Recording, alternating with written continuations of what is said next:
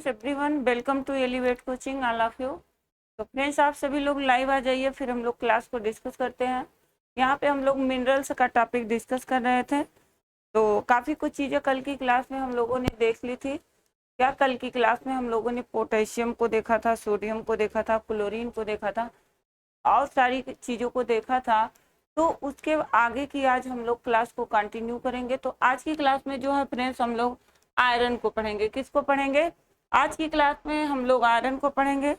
तो सभी लोग लाइव आ जाएं फ्रेंड्स, फिर हम लोग क्लास को डिस्कस करेंगे। जो भी लोग लाइव आ गए हैं फ्रेंड्स, सभी लोग को वेरी वेरी गुड मॉर्निंग है। सभी लोग का मोस्ट वेलकम है। क्लास थोड़ी सी लेट हुई फ्रेंड्स, लेकिन उतना लेट तक हम पढ़ा देंगे आप लोग को। ठीक, चलिए। तो जो भी बच्चे लाइव नहीं आए हैं वो सभी लोग लाइव आ जाएं। सभी लोग लाइव आ जाएं, सभी लोग का मोस्ट वेलकम है। Vandana Chaudhary, Anita Yadav, very very good morning बेटा। ठीक, क्लास थोड़ी लेट हुई है तो उतना हम लोग कवर कर लेंगे। क्या उतना हम लोग कवर कर लेंगे? चलिए, तो यहाँ पे हम लोग को आयरन पढ़ना है आज की क्लास में। कल की क्लास के सारे टॉपिक्स क्या आप लोग के क्लियर हैं? अगर कोई डाउट हो फ्रेंड्स तो आप लोग, आकांक्षा वेरी वेरी गुड मॉर्निंग बेटा। ठीक, अगर कोई डाउट हो तो आप लोग पूछते रहिएगा। क्या आप लोग पूछते रहिएगा और कभी भी अपने मन में कोई भी इच्छा दबा के नहीं रखिएगा। ठीक, किसी को भी कोई भी डाउट होता है कहीं से भी, कहीं से भी होता है कोई भी डाउट, तो आप लोग बेझिझक मतलब पूछिए। और अगर आप पूछ नहीं पा रहे किसी भी कारण, मुझे फोन करना चाहते हैं तो आप लोग फोन भी करिएगा। क्या आप लोग फोन भी कर सकते हैं? बस मुझे 4 बजे से 8 बजे तक मैं कोई फोन नहीं रिसीव कर सकती हूँ आप लोग का। क्या मेरी क्लासेस रहती है, लगातार क्लासेस रहती हैं। तो उसके बाद आप कर सकते हो कॉल, या उसके पहले, या फिर यहाँ 11 बजे से 1 बजे के बीच नहीं कीजिएगा। उसके बाद एनीवन आप लोग कभी भी फोन भी कर सकते हो। क्या फोन भी कर सकते हो? नेक्स्ट संडे फिर हम आप लोग को देंगे 125 क्वेश्चनों की श्रृंखला। कितनी? 125 क्वेश्चनों को। इस संडे तो हम यूट्यूब पे लाइव आएंगे 50 क्वेश्चन के साथ कल।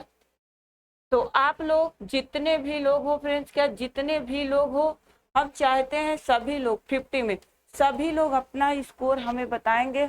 आप यूट्यूब पर नहीं बताते हो तो ग्रुप में तो बता देना चाहिए किस बच्चे में क्या कमी है। किस बच्चे में क्या कमी है, ये दूर करने की जिम्मेदारी हमारी है। किसकी है? ये दूर करने की फ्रेंड्स जिम्मेदारी हमारी है। हमें हर बच्चे का सिलेक्शन चाहिए किसी भी कीमत पर। जितने भी लोग, गुड मॉर्निंग एकता जी। ठीक, जितने भी लोग हमसे जुड़े हुए हैं, हमें हर बच्चे का सिलेक्शन चाहिए। तो इसलिए टेस्ट में आपको जो भी डाउट्स हैं, कुछ क्वेश्चन एकता के आए हुए हैं, वो क्वेश्चन भी हम ले लेंगे। वो क्वेश्चन भी हम ले लेंगे। और उसके साथ साथ जो भी क्वेश्चन आपके डाउट हैं वो, और एक सूचना और आप लोग को हम दे रहे हैं कि आप, ठीक, पीजीटी शिल्पी में जो भी क्वेश्चन आपके नहीं सॉल्व हो रहे हैं, जो भी क्वेश्चन कंफ्यूजन है, उस ईयर का, किस ईयर का क्वेश्चन है, और क्वेश्चन को आप लोग ग्रुप में सेंड कर दीजिए। एक दिन उसकी हम यूट्यूब पर क्लास ले लेंगे। क्या सारे डाउट्स आपके क्लियर कर देंगे। आप लोग की एक दिन लाइव क्लास ले लेंगे। जितने डाउट वाले क्वेश्चन है मैम इसको बता दीजिए, ऐसा करके आप लोग ग्रुप में सेंड कर दीजिए। सेंड कर दीजिए। और उसके बाद पूरा शिल्पी आप लोग तैयार रखिए। रही बात आपके सिलेबस की, आपके सिलेबस भी हम पूरा करेंगे बहुत जल्द ही। हम आप लोग की 2 क्लास लगाएंगे। 2 क्लास लगाएंगे, जिसमें हम कितने पेपर पढ़ाएंगे? 2 पेपर पढ़ाएंगे। कितने पेपर? 2 पेपर पढ़ाएंगे। तो इसलिए देखिए, एलटी की वैकेंसी आने वाली है। किसकी वैकेंसी? एलटी की वैकेंसी। तो एलटी की वैकेंसी आने वाली है बेटा। इसमें आपके 2 पेपर होंगे। एक आपका प्री होगा। एक आपका प्री होगा, उसके बाद एक आपका मेंस होगा। तो अब प्री और मेंस से बेहतर आपका क्या है? ये पहले इसमें सिलेक्शन ले लीजिए। पर्याप्त सीटें हैं। क्या है? पर्याप्त सीटें हैं, इसमें सिलेक्शन ले लीजिए। फिर इस पर आप लोग आइएगा। सिलेबस बड़ा, ठीक, सिलेबस बड़ा, एग्जाम बड़ा, और कहीं ना कहीं आपको 2 एग्जाम यहाँ क्वालिफाई करने होंगे, और यहाँ सिर्फ एक एग्जाम में आप नौकरी ले लेंगे। क्या करेंगे? एक एग्जाम में नौकरी ले लेंगे। तो सब लोग कोशिश करें लाइव टाइम ही क्लास देखें। और यूट्यूब पर जो वीडियो लगेगी कल हम आप लोग को बता भी दे रहे हैं, मैनेजमेंट के आगे के क्वेश्चन लेंगे। किससे?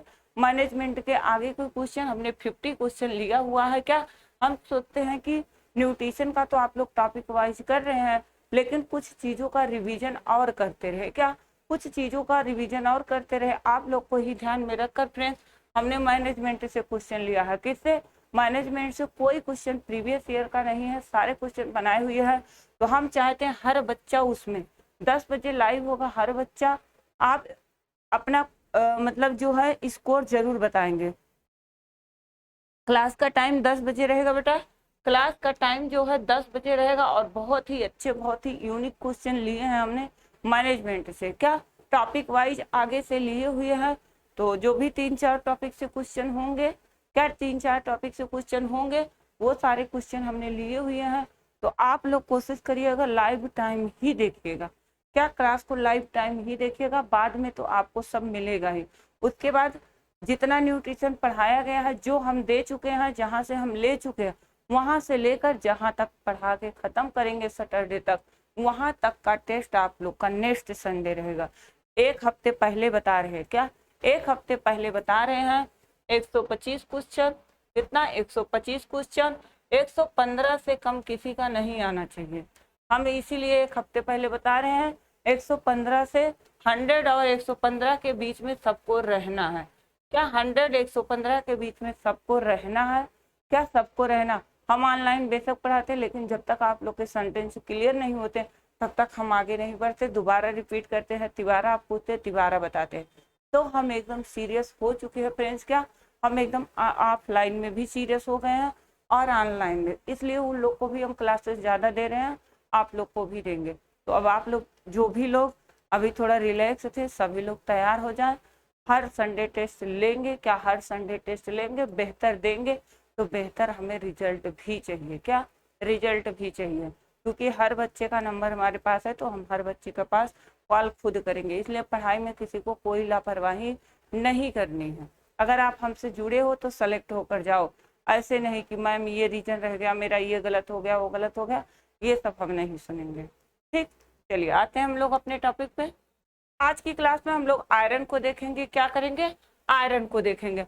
अब यहाँ पर देखेंगे, अगर हम जो क्या होता है आपका यहाँ पे कितना 70 kg वेट है, कितना वेट है, अगर एक जो है 70 किलोग्राम वजन वाले प्रौढ़ व्यक्ति के शरीर में हम देखते हैं तो लोहा की बात की गई है, किसकी बात की गई है फ्रेंड्स, यहाँ पे 4 से 5 ग्राम जो आयरन होता है, क्या होता है, आयरन होता है लगभग कितना, 4 से 5 ग्राम। ये हीमोग्लोबिन की बात नहीं की गई है, यहाँ पे किसकी, हीमोग्लोबिन की बात नहीं की गई है फ्रेंड्स, यहाँ पे किसकी बात की गई है, तो यहाँ पे लोहे की बात की गई है।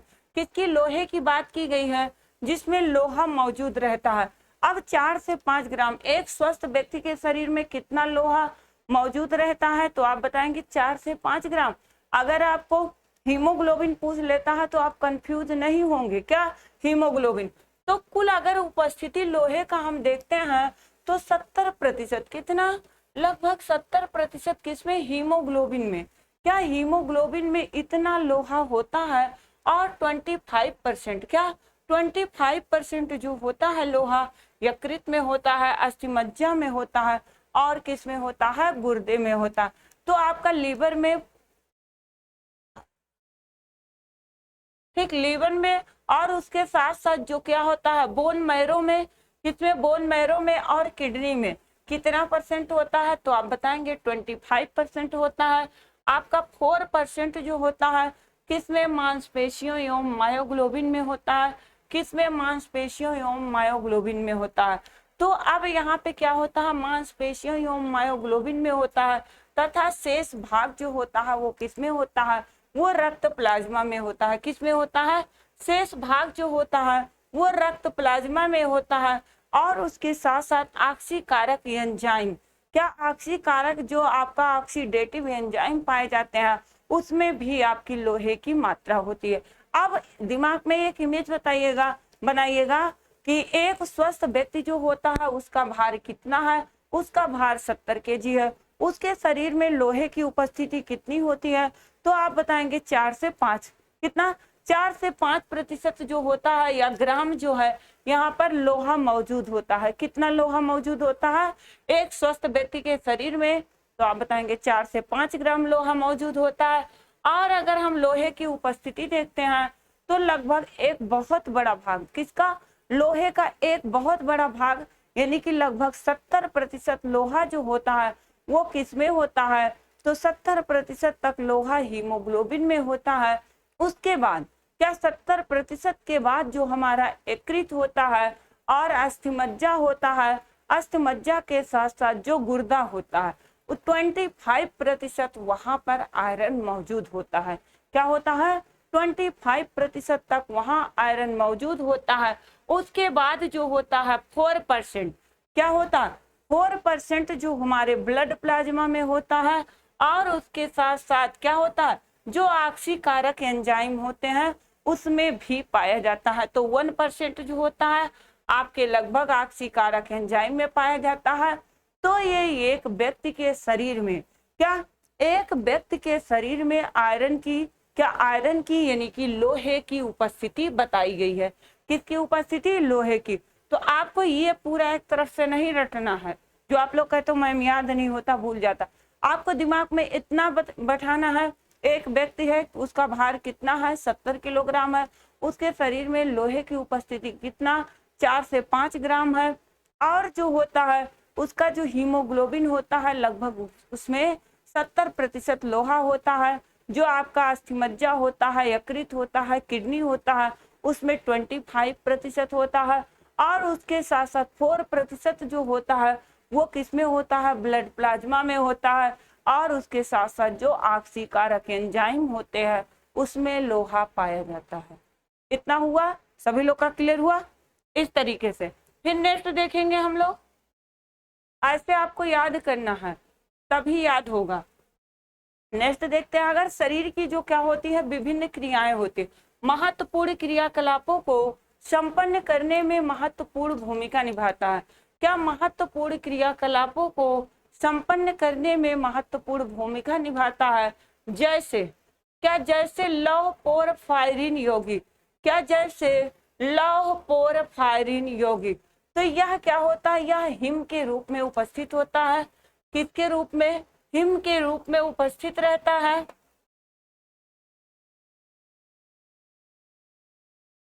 यह हिम के रूप में उपस्थित रहता है, जैसे आपका हीमोग्लोबिन यानी कि रक्त होता है। क्या? तो अब ये जो होता है ये हमें विभिन्न रूपों में हमारे शरीर में उपस्थित होता है। तो जो आपका लौह पोरफायरिन, क्या फायरिन है, यह किसके रूप में उपस्थित रहता है? हिम के। हिम मतलब क्या होता है? लोहा होता है। और उसके साथ साथ जो हीमोग्लोबिन होता है, क्या? हीमोग्लोबिन यानी कि रक्त में ये पाया जाता है। उसके साथ साथ ये हमारे मायोग्लोबिन। तो मायोग्लोबिन क्या है? मायोग्लोबिन जो है हमारे कहाँ पर वो पाया जा रहा है? तो मांसपेशियों में। किसमें? मांसपेशियों में। आदि में जो क्या होता है? लोहा होता है। क्या? लोहा होता है। ये शरीर के जो विभिन्न क्रियाएं हैं उसको क्या करता है? उसको संपन्न कराने का काम करता है। अब उसके बाद लौह एंजाइम जो होते हैं, क्या कुछ हमारे जो है लौह एंजाइम भी पाए जा रहे हैं। तो जो लौह एंजाइम पाए जा रहे हैं जैसे हीम एंजाइम। क्या? Heme enzyme. तो हीम एंजाइम में आपका पैराक्सीडेज आता है। कौन सा आता है? पैराक्सीडेज आता है, कैटेलेज आता है, माइक्रोजोलम आता है, साइटोक्रोम आता है, उसके साथ साथ माइट्रोकांड्रियल आता है और साइटोक्रोम्स आदि आता है। क्या? और साइटोक्रोम्स आदि आता है। तो ये सभी क्या होते हैं? ये सभी जो लौह एंजाइम होते हैं वो हमारे शरीर की विभिन्न क्रियाओं को क्या करते हैं? वो हमारे शरीर की विभिन्न क्रियाओं को संपन्न करते हैं। क्या करते हैं? विभिन्न क्रियाओं को संपन्न करते हैं। उसके बाद हम देखेंगे यहाँ पे जो हमारा क्या होता है, फ्लाविन एंजाइम है। कौन सा है? तो फ्लाविन जो एंजाइम है, फ्लाविन एंजाइम में कौन कौन से हैं? तो एक हमारा सक्सिनिका, एक डिहाइड्रोजिनेज है। क्या? एक डिहाइड्रोजिनेज है और एक जेंथीन ऑक्सीडेज है। क्या? एक जेंथीन है, एक आपका ऑक्सीडेज है। तो ये हमारे कौन से एंजाइम है? ये हमारे फ्लाविन एंजाइम है। ये सभी एंजाइम क्या करते हैं? जो हमारे शरीर की महत्वपूर्ण एक्टिविटी होती, जो इम्पोर्टेंस एक्टिविटी होती है उसको क्या करते हैं? उसका जो प्रोसेस होता है, उसकी जो क्रियाएं होती हैं, उस सभी क्रियाओं को, और ये सभी किस क्रियाओं को संपन्न करने में? तो जो आंतरिक क्रियाएं होती हैं। क्या? शरीर में जो क्या होती हैं फ्रेंड्स?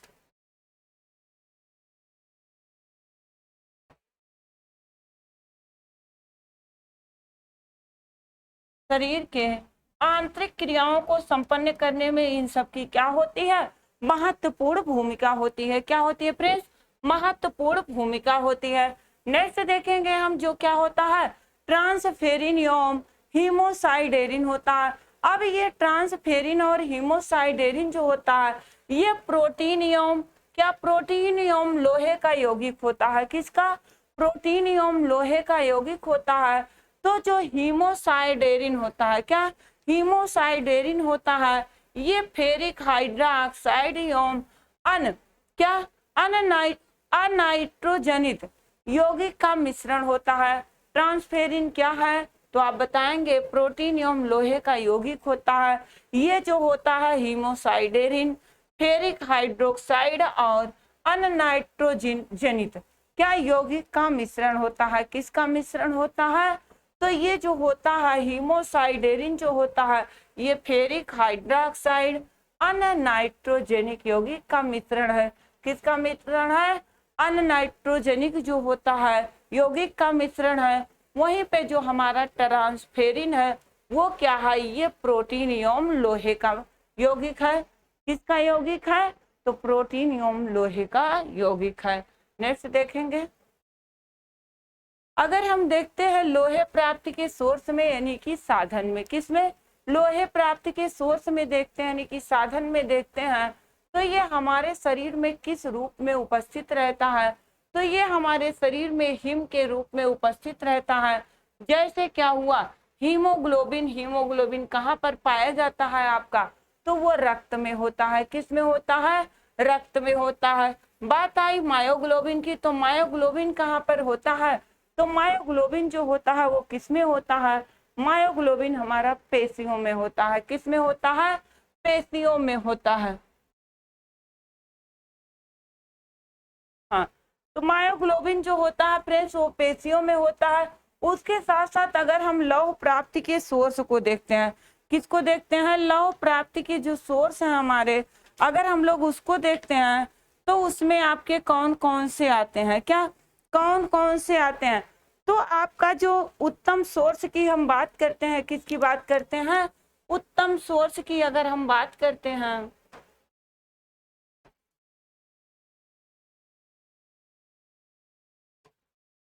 उत्तम स्रोत,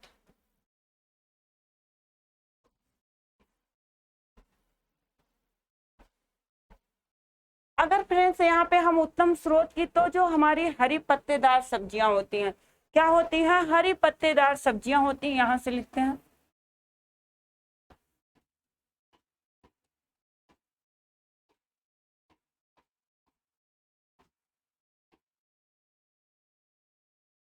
हरी पत्तेदार जो सब्जियां होती हैं,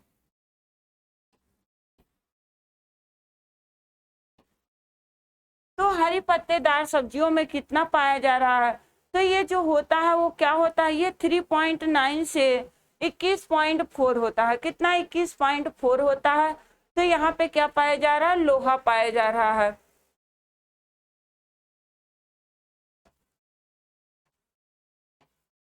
वन 1.4 होगा। उसके बाद हम बात करते हैं किसकी, चौलाई की।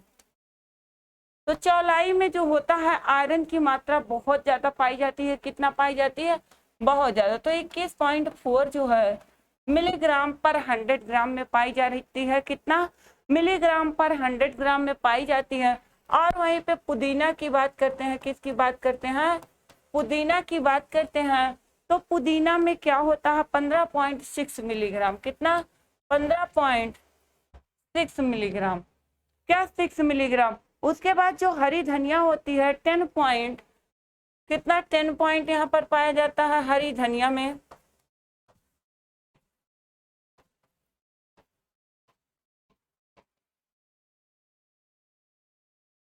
ठीक, इतना मिलीग्राम पर 100 ग्राम है।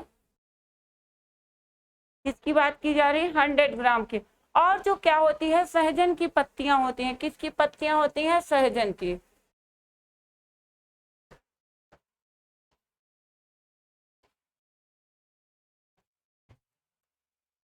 सहजन की पत्तियां होती हैं। तो सहजन की पत्तियां में कितना पाया जाता है, तो सहजन की पत्तियां में 7.0 मिलीग्राम पाया जाता है। उसके बाद जो हम बात करते हैं अगर पालक की, किसकी बात करते हैं, पालक की, तो पालक में 5.0 मिलीग्राम पर 100 ग्राम पाया जाता है। कितना पाया जाता है, पर 100 ग्राम पाया जाता है इसमें। ठीक, तो ये हमारे क्या रहे, ये हमारे लौह प्राप्ति के कुल सोर्स रहे। अगर इसकी उसमें पूछता जाता है तो ये हमारे शरीर में किस रूप में उपस्थित रहता है, हिम के रूप में उपस्थित रहता है। जैसे यहाँ पे आप देख रहे हैं क्या है, ये हीमोग्लोबिन है, क्या है, यहाँ पर आप देख रहे हैं हीमोग्लोबिन है। अब हीम जो है, ये हीम वाला भाग ये क्या है, ये लोहा है, क्या है, लोहा है। उसके बाद ये जो ग्लोबिन है,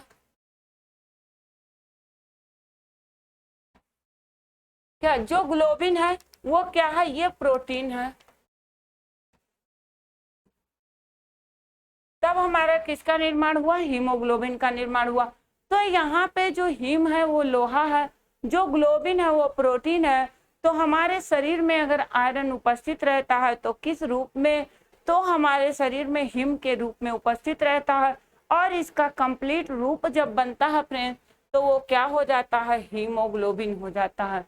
क्या हो जाता है, हीमोग्लोबिन हो जाता है। अब जैसे यहाँ पे मायो प्लस ग्लोबिन, तो मायोग्लोबिन में जो हमारा मायोग्लोबिन होता है वो किस में पाया जाता है, तो वो मांसपेशियों में पाया जाता है। किस में पाया जाता है, मांसपेशियों में पाया जाता है। तो ये चीज तो हम लोग प्रोटीन वाले चैप्टर में ही पढ़ चुके थे क्या।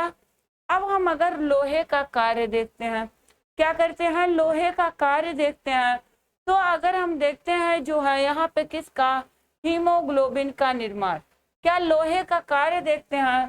तो हीमोग्लोबिन के अगर हम निर्माण की बात करते हैं, तो एक स्वस्थ प्रौढ़ व्यक्ति के शरीर में हीमोग्लोबिन की जो मात्रा होती है वो कितनी होती है, तो हीमोग्लोबिन की मात्रा 14 से 16 मिलीग्राम पर 100 ग्राम होनी चाहिए।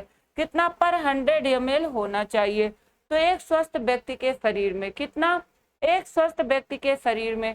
अब यहाँ हीमोग्लोबिन का निर्माण किस प्रकार से हो रहा है ये चीज समझना है। क्या करना है, ये चीज समझना है। अब देखिए चीजों को ध्यान से समझिएगा आप लोग।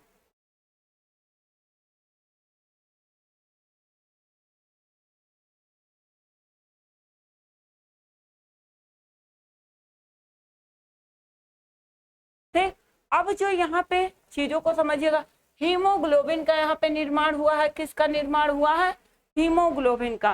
तो हमने बताया कि जो क्या होता है, जो हीम होता है, क्या होता है, जो हीम होता है, हीम क्या है, हीम जो होता है वो क्या है, वो लोहा है। हीम क्या है, तो हीम जो आपका होता है वो क्या होता है, वो लोहा है। और जो आपका क्या होता है, ग्लोबिन होता है, क्या होता है, ग्लोबिन, वो आपका प्रोटीन है। तो जब लोहा मिला और प्रोटीन मिला तो किसका निर्माण हुआ, तो हीमोग्लोबिन का निर्माण हुआ। किसका निर्माण हुआ, हीमोग्लोबिन का निर्माण हुआ। अब जो यहाँ पे क्या है, हीमोग्लोबिन है, कौन है, हीमोग्लोबिन है। तो हीमोग्लोबिन अब क्या करता है, हीमोग्लोबिन जो है क्या करता है, फेफड़े में जब जाता है, कहाँ पे, फेफड़े में जब जाता है तो वो किससे मिलता है, तो वहां पर ऑक्सीजन, क्या ऑक्सीजन से मिलता है। तो ये फेफड़े में जब क्या होता है, हीमोग्लोबिन में क्या ऑक्सीजन मिलता है, तो इसको किस नाम से जाना जाता है, तो इसको ऑक्सी,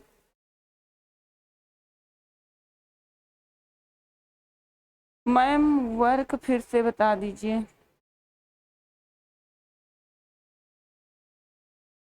अभी तो हमने कुछ पढ़ा, हाँ, चलिए वह देख लीजिएगा। ठीक, अभी तो वर्क हम लोग कार्य पढ़ नहीं रहे थे, यही आप कह रही हैं आकांक्षा जी, इसको फिर से बताना है।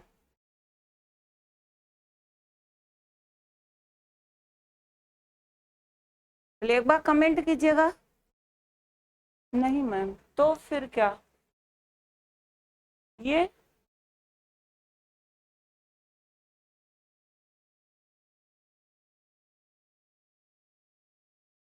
हम,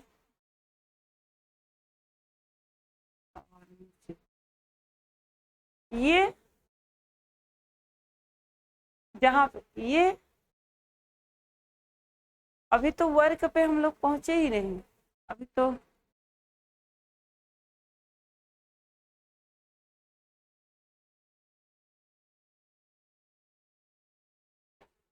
ये अच्छा, तो यही तो बता रहे बेटा, यही तो बता रहे, हीमोग्लोबिन के अगर हम निर्माण की बात करते हैं तो ये क्या है, एक स्वस्थ प्रौढ़ व्यक्ति अगर है, क्या उसके शरीर में हीमोग्लोबिन की जो मात्रा होती है वो कितनी होती है, तो वो आपके 14 से 16 होती है। क्या 14 से 16 होती है। और वहीं पे अगर हम महिला की बात करें, किसकी, महिला की बात करें, तो आपका कितना, तो आपका अगर 10 होता है, क्या 10 होता है, तो आपका ये कम हो जाता है, ये एनीमिया में आ जाता है प्रेग्नेंट लेडी के लिए। तो महिला में जो आपका होता है वो कितना होता है, वो आपका 12 से 14 होता है। कुछ कुछ बुकों में 12 से 13 दिया हुआ है। क्या 12 से 13 दिया हुआ है। तो 12 से 14 जो होता है ये प्रेग्नेंट, क्या प्रेग्नेंट वुमेन्स में होता है, किस में होता है, प्रेग्नेंट वुमेन्स में होता है 12 से 14। ऐसे नहीं तो हमारा 11 से 12 या 12 तक रहता है, क्या हीमोग्लोबिन जो होता है 12 तक रहता है, तो वो बेस्ट होता है। तो यहाँ पे हमने यही बताया कि जो क्या है, हीमोग्लोबिन का निर्माण हो रहा है। तो हीमोग्लोबिन का निर्माण कैसे हो रहा है, यहाँ पे तो एक स्वस्थ व्यक्ति के शरीर में 14 से 16 है। तो अब जो है हमने ये बताया कि जैसे आपका हीमोग्लोबिन है, क्या हीमोग्लोबिन है, अब यही चीज हम लोग आगे बहुत विस्तृत से पढ़ेंगे ये चीज। अब देखिए इसका वर्क हम यहाँ पर बता रहे, वहां तो हम वैसे बताएं, अब इसको हाँ, तो ये वाला अब हम बताएंगे यहाँ पे, क्या यहाँ पे हम विस्तृत से बताएंगे। अब जैसे देखिए जो आपका क्या था, हीमोग्लोबिन था, क्या हीम, तो हमने वहां पे बताया हीम जो होता है वो क्या होता है, वो आपका लोहा होता है। तो हमने यहाँ पर रखा भी है, लिख भी दिया है, क्या यहाँ पर हमने लिख भी रखा है। फिर आपका जो ग्लोबिन होता है ये क्या है, ये एक प्रकार की प्रोटीन है। तो यहाँ पे देखिए प्रोटीन। अब जो है हिम और क्या मिला, हिम मिला और ग्लोबिन मिला, तो क्या बना, हीमोग्लोबिन हुआ। तो अब आपसे ये क्वेश्चन पूछेगा कि हीमोग्लोबिन का निर्माण कैसे हुआ, क्या हीमोग्लोबिन का निर्माण कैसे हुआ, तो आप बताएंगे हिम जो है ये क्या है, आयरन है यानी कि लोहा है, और जो ग्लोबिन है ये एक प्रकार की प्रोटीन है। जब यहाँ पे लोहा और प्रोटीन दोनों आपस में मिले, अच्छा तो बता रहे हैं अभी ना, तो यहाँ पे जब क्या हुआ, ये दोनों मिले, तो उसके बाद जो होता है जब दोनों मिले यहाँ पे, तो किसका निर्माण हुआ, हीमोग्लोबिन का निर्माण हुआ। अब जो यहाँ पे क्या हुआ, आपका हीमोग्लोबिन होता है, हीमोग्लोबिन कहाँ पर गया, तो हीमोग्लोबिन आपके फेफड़े में गया। तो जब फेफड़े में क्या है, फेफड़े में आपका ऑक्सीजन होता ही होता है, क्या ऑक्सीजन तो ब्लड में हर जगह मौजूद होता है, क्या होता है, हर जगह मौजूद होता है। तो अब जब ये हीमोग्लोबिन कहाँ, आपके फेफड़े में पहुंचा, क्या फेफड़े में पहुंचा यानी कि लंग्स में पहुंचा, तो उसमें क्या ऑक्सीजन, ऑक्सीजन मिला। तो ये किसका निर्माण किया, ये निर्माण किया ऑक्सी हीमोग्लोबिन का, किसका निर्माण किया, ऑक्सी हीमोग्लोबिन का निर्माण किया। अब जब ये ऑक्सी हीमोग्लोबिन का निर्माण किया, तो अब ये ऑक्सी हीमोग्लोबिन जो होता है, क्या होता है, ऑक्सी हीमोग्लोबिन जो होता है, वहां फेफड़े में किसके साथ मिला था, ऑक्सीजन के साथ हिम जो मिला था। तो अब ये ऑक्सी हीमोग्लोबिन क्या करता है, ये जो है धमनियों से परिसंचरित होकर, किससे, ये ऑक्सी हीमोग्लोबिन कहाँ पर बना, यहाँ पर देखिए, क्या यहाँ पर जब हीमोग्लोबिन कहाँ पर आया, आपके फेफड़े में आया, तो यहाँ पे हीमोग्लोबिन और ये मिलकर क्या बनाए, ऑक्सीजन, ऑक्सीजन। तो अब ये जो ऑक्सी हीमोग्लोबिन आपका बना हुआ है, अब यही ऑक्सी हीमोग्लोबिन जो है कहाँ पर परिसंचरित हो रहा है, तो यही ऑक्सी हीमोग्लोबिन जो है वो कहाँ पर, तो आपके धमनियों में क्या हो रहा है, परिसंचरित हो रहा है। जब धमनियों में परिसंचरित होता है, तो धमनियों में परिसंचरित होकर क्या करता है, ये प्रत्येक कोषों में पहुंचाया जाता है। तो प्रत्येक कोषों का मतलब शरीर के प्रत्येक कोषों में पहुंचाया जाता है। और जब शरीर के प्रत्येक कोषों में पहुंचाया जाता है, तो ये क्या, इसके साथ यही ऑक्सी हीमोग्लोबिन जो होता है, क्या ये ऑक्सी हीमोग्लोबिन कहाँ, धमनियों में परिसंचरित होता है, फिर कहाँ पे, प्रत्येक कोषों में पहुंचाया जाता है। और जब प्रत्येक कोषों में पहुंचाया जाता है तो यही ऑक्सी हीमोग्लोबिन जो होता है ये कोशिकाओं में, क्या कोशिकाओं में जो है किसको, O2 को, किसको, O2 को जो है ऑक्सीजन को क्या करता है, विमुक्त कर देता है। क्या कर देता है, ऑक्सीजन को जो है विमुक्त कर देता है।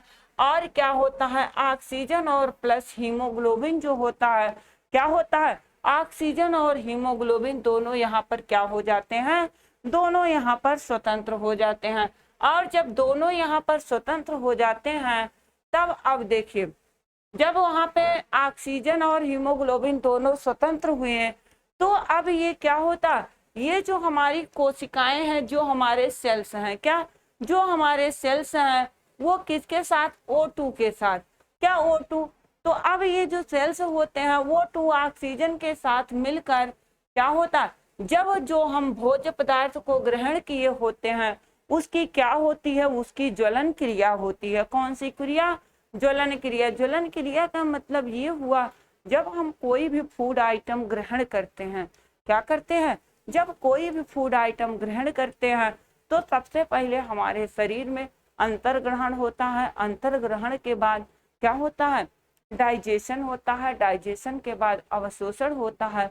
अवशोषण के बाद जो है छोटी आंत में जब अवशोषण होता है तो वो हमें किसके रूप में प्राप्त होते हैं, तो हमें लिक्विड के फार्म में प्राप्त होते हैं। किस फार्म में, तो फिर उसके बाद उसका मेटाबॉलिज्म प्रोसेस होता है। कौन सा, मेटाबॉलिज्म प्रोसेस होता है। तो मेटाबॉलिज्म प्रोसेस के दौरान जो हमारे न्यूट्रिएंट्स हमें प्राप्त होते हैं वो किसके माध्यम से, तो वो ब्लड के माध्यम से शरीर के विभिन्न किस्में कोशिकाओं में पहुंचाए जाते हैं। तो तो वही जो प्रोसेस हो रहा है भोजन का, क्या, तो यहाँ पे आपके कोशिकाओं में पहुंचाए जाते हैं। तो उसके साथ क्या होता है, उस न्यूट्रिएंट्स के साथ ऑक्सीजन भी रहता है। क्या होता है, उस न्यूट्रिएंट्स के साथ ऑक्सीजन भी रहता है। तो जब ये भोजन की क्या होती है, ज्वलन क्रिया होती है। क्या होती है, इस भोजन का जब ज्वलन क्रिया होता है तो यहाँ पे जो क्या होता है, CO2 होता है। क्या CO2 होता है, कार्बन डाइऑक्साइड जो होता है, क्या कार्बन डाइऑक्साइड जो होता है ये क्या होता है, ये विमुक्त हो जाता है। क्या हो जाता है, विमुक्त हो जाता है। और जो क्या होता है, जो ऊर्जा बचता है, अब कार्बन डाइऑक्साइड वहां पर विमुक्त हो गया तो क्या बचा, यहाँ पर एनर्जी बचा।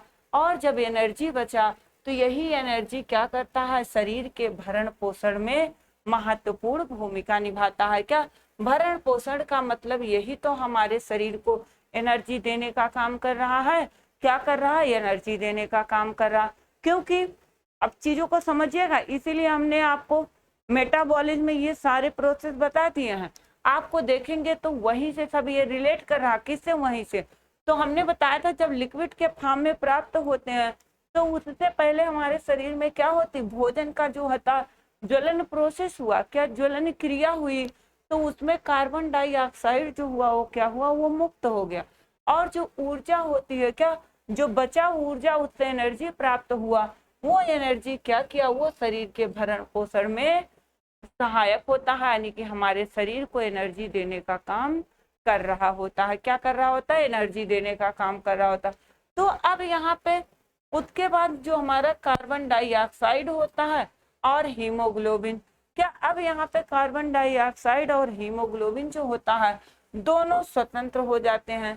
क्या होते हैं, दोनों स्वतंत्र हो जाते हैं। जब दोनों स्वतंत्र हो जाते हैं तो ये क्या होता है, ये जो है कार्बोक्सी हीमोग्लोबिन बनाता है। क्या बनाता है, ये जो होता है कार्बोक्सी हीमोग्लोबिन बनाता है।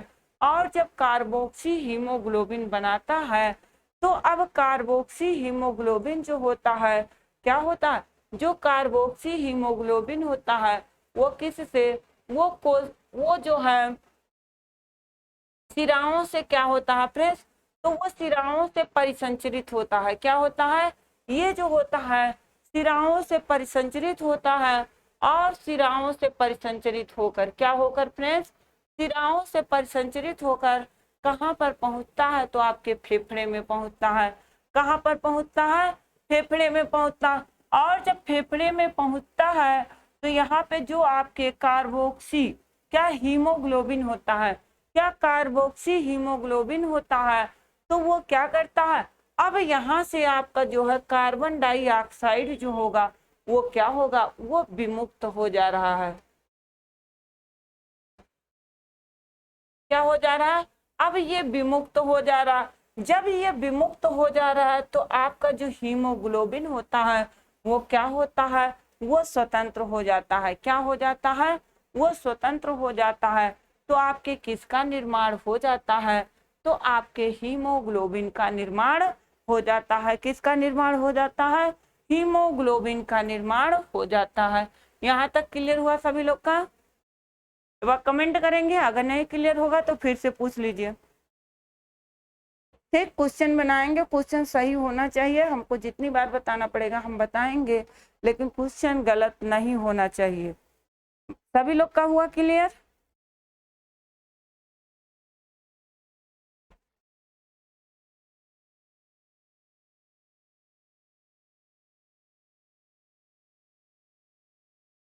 ओके, चलिए तो अब देखेंगे यहाँ पे ये हमारे किसका, यहाँ पे आपको स्वतंत्र रूप में क्या मिल गया, हीमोग्लोबिन मिल गया। तो जब यहाँ पे स्वतंत्र रूप में हीमोग्लोबिन मिल गया आपका, तो किसका निर्माण हो गया, हीमोग्लोबिन का निर्माण हो गया। नेक्स्ट देखेंगे, अब देखेंगे यहाँ पे क्या है, यहाँ पे जो है मांसपेशियों के संकुचन। तो मांसपेशियों के संकुचन में क्या होता है, जो मांसपेशियों का संकुचन होता है उसमें भी किसका, हीमोग्लोबिन जो होता है यानी कि जो ब्लड होता है उसका क्या होता है, उसकी महत्वपूर्ण भूमिका होती है। क्यों नहीं आते हैं, यहाँ से क्वेश्चन क्यों नहीं आते हैं। हीमोग्लोबिन के निर्माण में कौन कौन से तत्व भाग लेते हैं, क्या हमने ही आपसे क्वेश्चन पूछ दिया, हीमोग्लोबिन के निर्माण में कौन कौन से तत्व भाग लेते हैं। सभी लोग आंसर करेंगे, देखते हैं किसको किसको पता है। हीमोग्लोबिन के निर्माण में कौन कौन से तत्व भाग लेते हैं, आंसर कीजिएगा।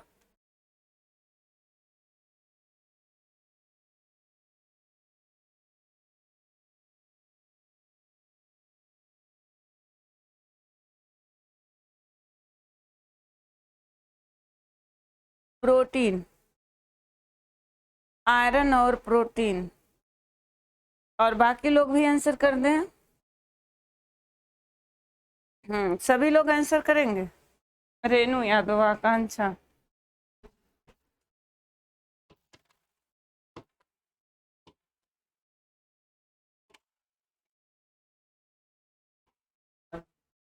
ये लाइट जल रही है कैमरे की, भी बुझेगी तो नहीं।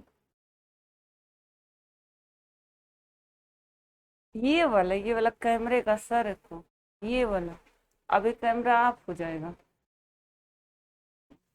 ठीक, तो चलिए वेरी गुड, बहुत अच्छा।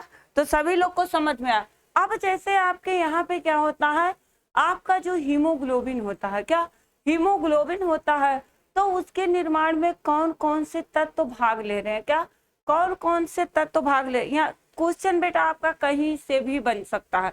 तो यहाँ पे जब आपका जैसे हमने बताया, आपका हीम जो हो गया, क्या हीम जो हो गया ये कैसा पदार्थ है, ये आपका जो है अकार्बनिक पदार्थ है। क्या ये अकार्बनिक पदार्थ है, ठीक, ये अकार्बनिक पदार्थ है। प्लस जो आपका क्या होता है, प्रोटीन होता है। अब जो ये प्रोटीन है ये क्या है, ये आपके कार्बनिक पदार्थ है।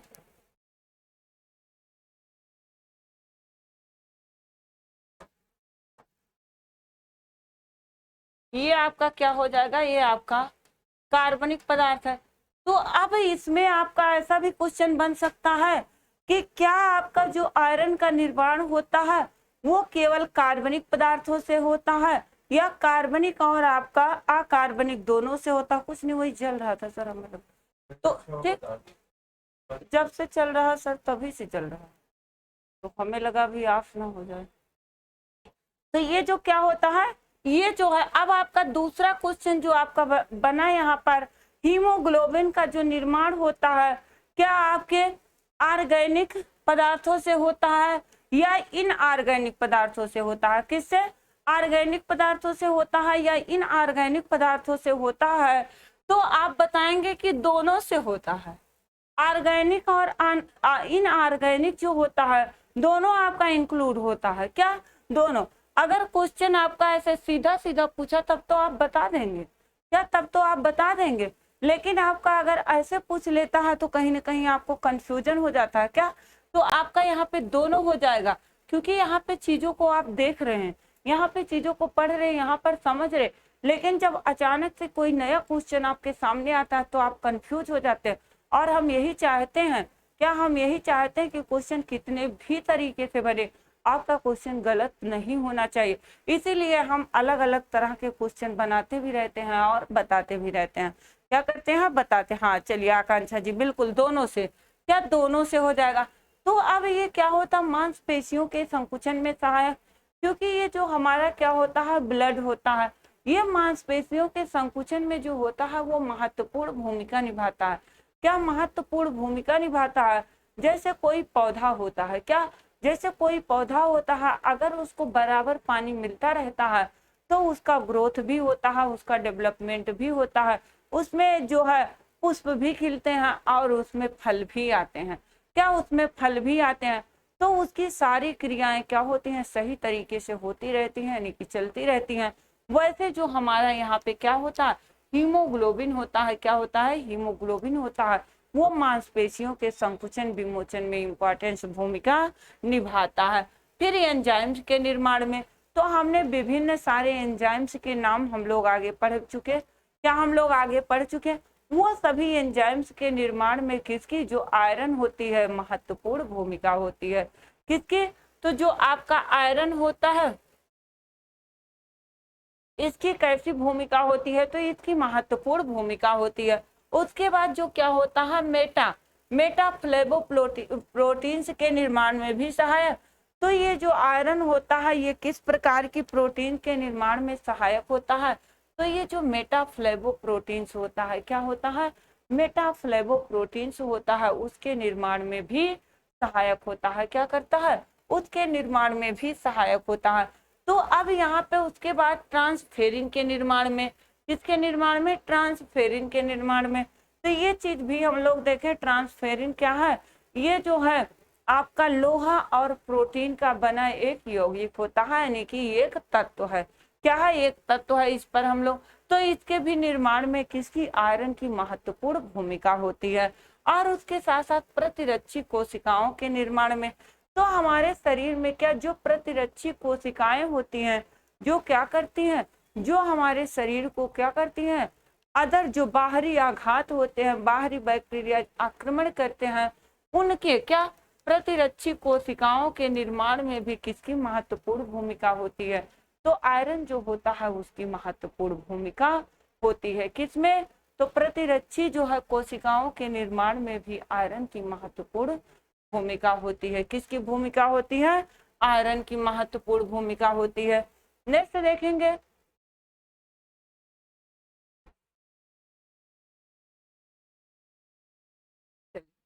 नेक्स्ट देखेंगे लोहे का शोषण।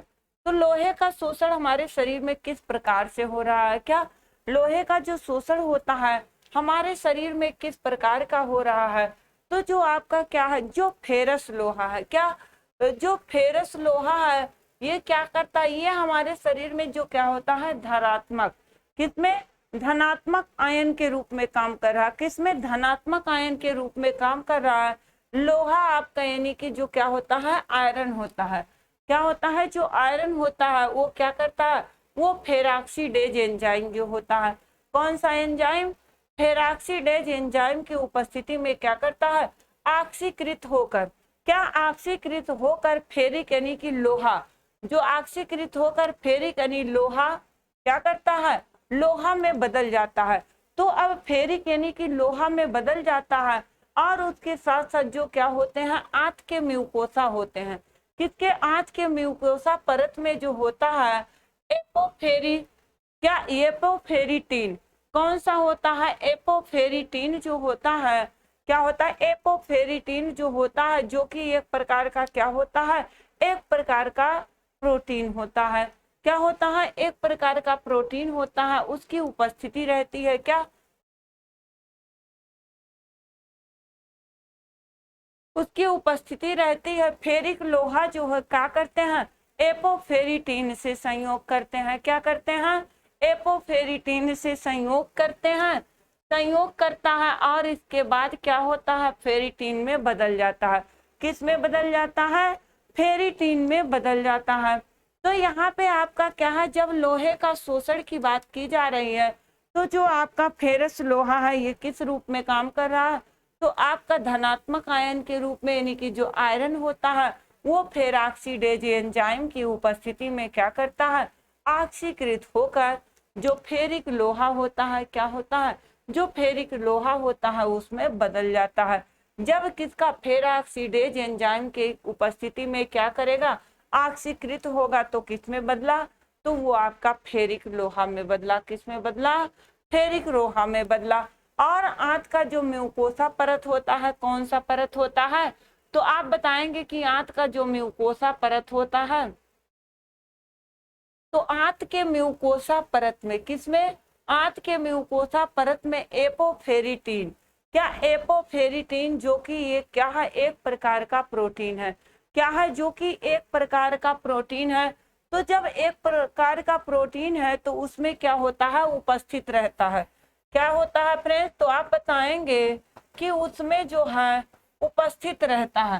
फेरिक लोहा जो होता है, क्या फेरिक लोहा जो होता है वो आपका एपोफेरिटीन, क्या एपोफेरिटीन से संयोग करता है और इसे फेरिटीन, क्या और इसे फेरिटीन में बदल जाता है। किसमें, जब आपका एपोफेरिटीन से संयोग करेगा तो किसमें बदला, तो आपका फेरिटीन में बदला। किसमें बदला, फेरिटीन में बदला। और जब फेरिटीन में बदलता है तो फेरिटीन में क्या होता है, जो फेरिटीन यहाँ पर होया, लोहे की सांद्रता बहुत अधिक होती है, क्या, जब लोहे की जो सांद्रता होती है वो क्या है, यहाँ पर बहुत अधिक है। और जब लोहे की सांद्रता बहुत अधिक है तो आंत के जो क्या होते हैं, म्यूकोसा परत होते हैं, कौन से परत होते हैं, आंत के म्यूकोसा परत होते हैं। और अब ये क्या करते हैं, अधिक लोहे का अवशोषण नहीं हो पाता, क्या, अधिक लोहे का अवशोषण नहीं हो पाता। तो अब आपको अगर समझ में आया होगा तो आपसे क्वेश्चन हमारा ये है कि यहाँ पर लोहे का अवशोषण क्यों नहीं हो पा रहा है। एनीवन, सभी लोग आंसर करेंगे, क्या सभी लोग आंसर करेंगे कि यहाँ पर लोहे का अवशोषण जो होता है वो क्यों नहीं हो पा रहा। इस सिद्धांत की अगर हम प्रतिपादन देखते हैं तो किसने दिया था, तो इस सिद्धांत का प्रतिपादन किसने दिया, तो आपके जो आपके क्या है, ग्रेनिक ने दिया था। और इन्होंने इस सिद्धांत को किस नाम से जाना, तो इन्होंने इस सिद्धांत को म्यूकोसल ब्लॉक सिद्धांत के नाम से जाना जाता है। किस नाम से जाना जाता है, म्यूकोसल ब्लॉक सिद्धांत के नाम से जाना जाता है। चलिए फटाफट से सभी लोग आंसर कर देंगे कि इसका अवशोषण क्यों नहीं हो पाता।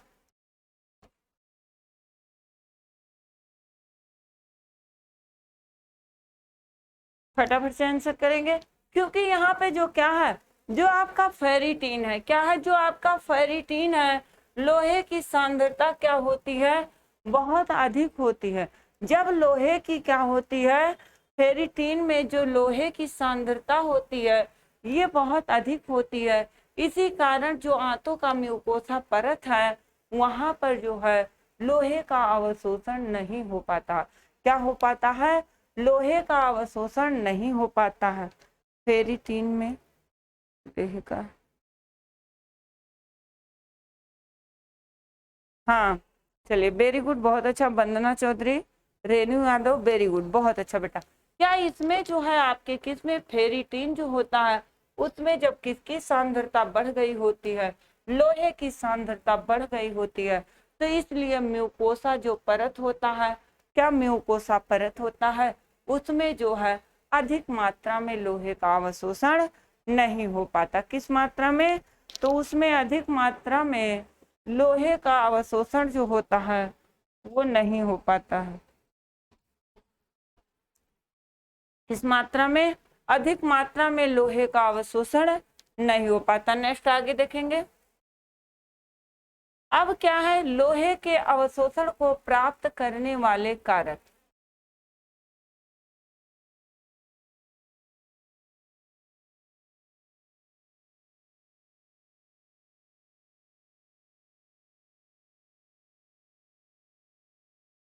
ठीक, लोहे के अवशोषण, ये गलत हेडिंग पड़ा है।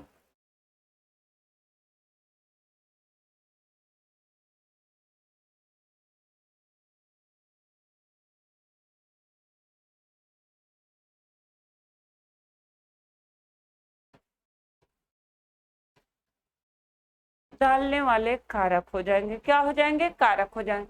तो अब यहाँ पे क्या होता है? उसका जब अवशोषण होता है, क्या होता है? अवशोषण होता है।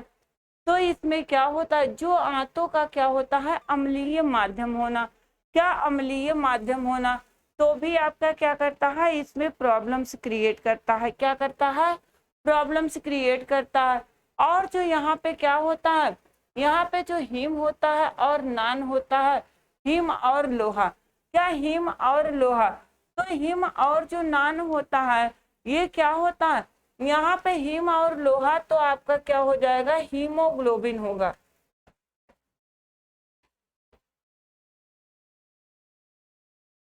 यहाँ पे हेडिंग में थोड़ा सा हमको डाउट दिख रहा है। क्या डाउट दिख रहा? उसके बाद विटामिन सी है। क्या? विटामिन सी है। फिर आपका फाइटिक अम्ल है और आक्जेलिक अम्ल है। उसके साथ साथ क्या है? लौह लवण की जो प्रकृति है, और फिर विटामिन सी दिया है। ये टाइपिंग कैसे कैसे हुआ समझ में नहीं, तो उल्टा सीधा हो गया।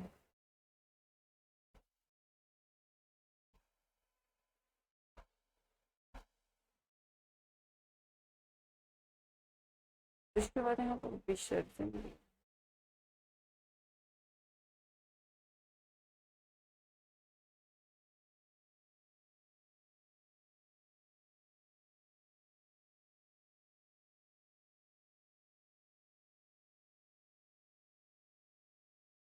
वैसे ये वाला पॉइंट जो है, हमको थोड़ा सा डाउट हो रहा है।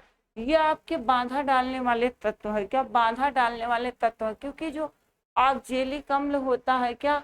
ऑक्जेलिक अम्ल होता है, उसके साथ साथ आपका जो फाइटिक अम्ल होता है, क्या? जो आपका फाइटिक अम्ल होता है, ये सब क्या करते हैं? ये सब जो होते हैं लोहे के अवशोषण।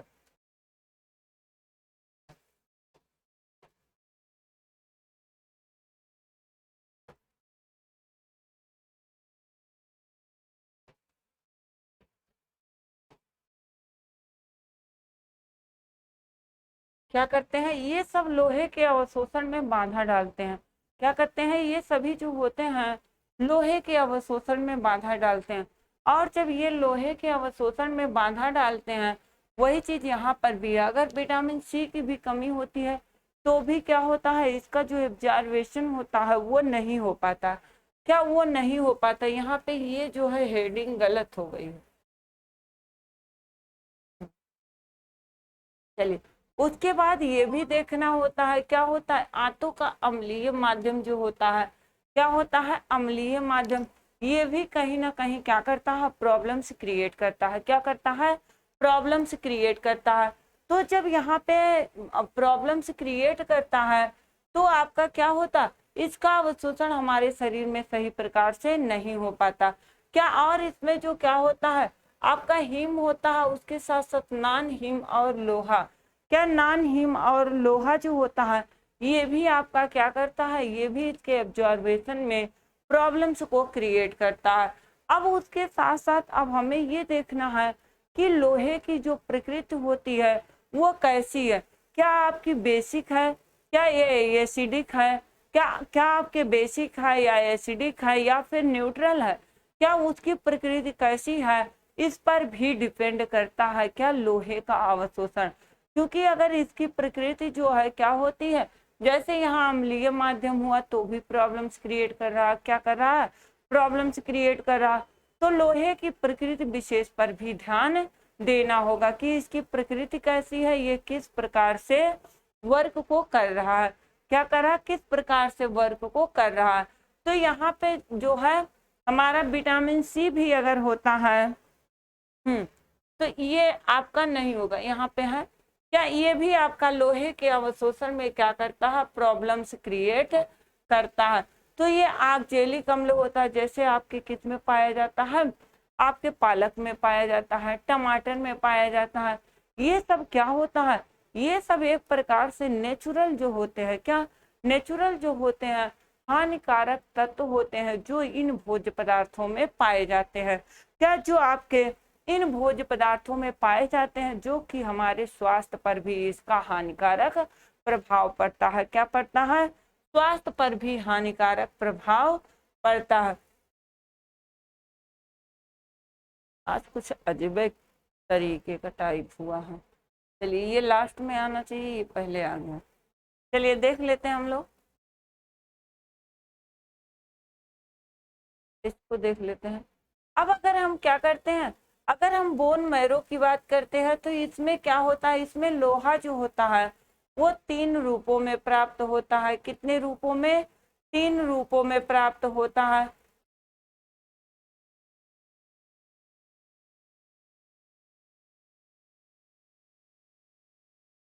चलिए यहाँ से देखेंगे तो जो हमारा बोन मैरो होता है उसमें लोहा जो होता है कितने रूपों से प्राप्त होता है, तो उसमें जो होता है 3 स्रोतों से प्राप्त होता है लोहा। जो हमारी क्या होती है, छोटी आंत होती है। तो ये छोटी आंत द्वारा अवशोषित होकर क्या होता है, जो अस्थि मज्जा होता है यानी कि बोन मैरो में पहुंचकर किसका निर्माण करता है, तो बोन मैरो में पहुंचकर क्या करता है, लाल रक्त कणिकाओं का निर्माण करता है। किसका निर्माण करता है, लाल रक्त कणिकाओं का निर्माण करता है। तो किसके द्वारा अवशोषण, किसी भी न्यूट्रिएंट्स का अवशोषण फ्रेंड्स कहाँ पर होता है, तो किसी भी न्यूट्रिएंट्स का जो अवशोषण होता है वो कहाँ पर होता है, तो वो आपके छोटी आंत में होता है। कहाँ पर होता है, छोटी आंत में होता है। तो अवशोषित होकर जो आयरन होता है वो अस्थिमज्जा में जब पहुंचता है, वहां पर किसका निर्माण करता है, तो वहां पर आरबीसी का निर्माण करता है। क्या करता है, आरबीसी का निर्माण करता है। उसके बाद जो आपका यकृत होता है उसके साथ साथ प्लीहा होता है। क्या, प्लीहा, जो उसमें क्या हुए, नाश हुए आपके आरबीसी होते हैं। क्या, आरबीसी का जो क्या होता है, लौह लवण होता है। किसका, लाल रक्त कणिकाओं का जो लौह लवण होता है, जो कि आपके किसमें, अस्थिमज्जा यानी कि बोन मैरो, किसमें, अस्थिमज्जा यानी कि बोन मैरो में जाकर क्या होता है, जमा हो जाता है। किसमें जमा हो जाता है, बोन मैरो में जाकर जमा हो जाता है और नए किसका निर्माण करता है, तो नए हीमोग्लोबिन का निर्माण करता है। किसका निर्माण करता है, नए हीमोग्लोबिन का निर्माण करता है। नेक्स्ट जो रक्त प्लाज्मा होता है यानी कि ब्लड में उपस्थित क्या होता है, जो लोहा होता है। ब्लड में उपस्थित जो लोहा होता है वो प्रोटीन के साथ मिलकर क्या करता है, प्रोटीन के साथ मिलकर क्या बनाता है, तो प्रोटीन के साथ मिलकर वो सिड्रोफिलिन बनाता है। क्या बनाता है, सिड्रोफिलिन बनाता है। चलिए तो आगे हम लोगों ने देखा था आपका सिड्रोफिलिन क्या है, एंजाइम है, प्रोटीन है या क्या है, इसको हम लोगों ने देखा था। ये भी क्वेश्चन आपका है। तो सिड्रोफिलिन क्या है, प्रोटीन है, एंजाइम है, आयरन्स है या अन्य कोई न्यूट्रिएंट्स है, क्या है, आंसर कर देंगे फटाफट से आप लोग। अब देखेंगे लोहे की कमी से होने वाला रोग। क्या, जो रक्ताल्पता होता है, किसकी, आयरन की कमी से होने वाले रक्ताल्पता जो होते हैं वो कितने प्रकार के होते हैं, क्या होते हैं, कितने प्रकार के होते हैं। तो जो रक्ताल्पता होता है, क्या होता है, रक्ताल्पता के प्रकार। तो उचित पोषण के अभाव में, किसके, उचित पोषण के अभाव में,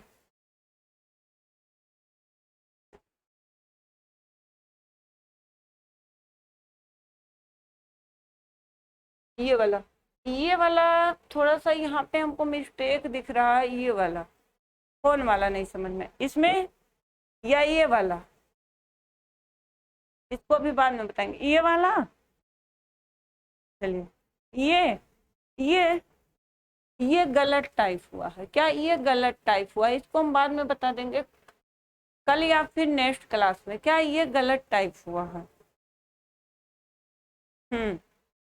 चलिए, तो ये जो है यहाँ पे आपका इसमें हेडिंग जो है ये मिक्स हो गई, ये सब कार्य से आ गए हैं, क्या कार्य से आ गए हैं, और इसमें कुछ अवशोषण में बाधा डालने वाले जो तत्व हैं वो आ गए हैं, क्या वो आ गए हैं। इसको हम नेक्स्ट डे बताएंगे, क्या इसको नेक्स्ट डे बताएंगे क्या, इसीलिए इसको हमने छोड़ दिया, तो आप लोग परेशान नहीं होइए।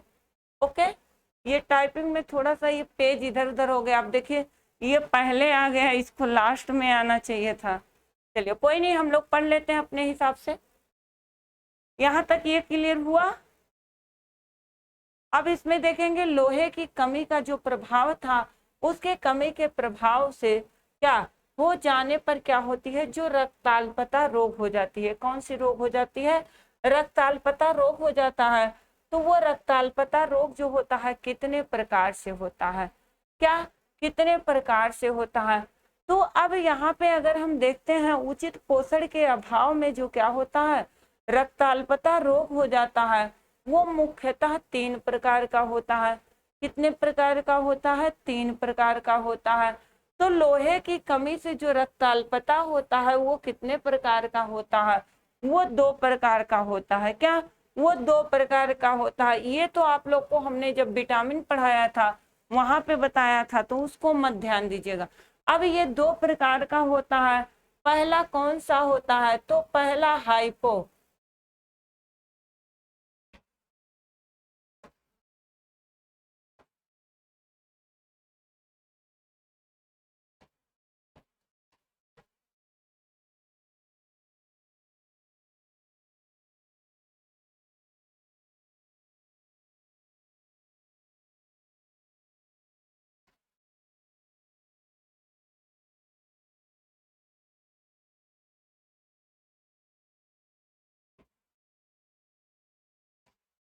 एक आपका आर्थोक्रोमैटिक,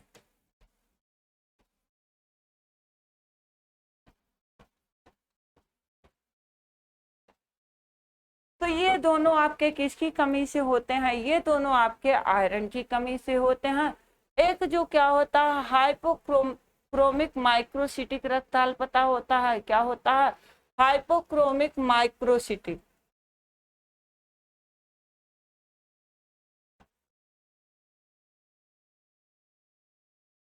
हाइपोक्रोमिक माइक्रोसिटिक रक्ताल्पता होता है।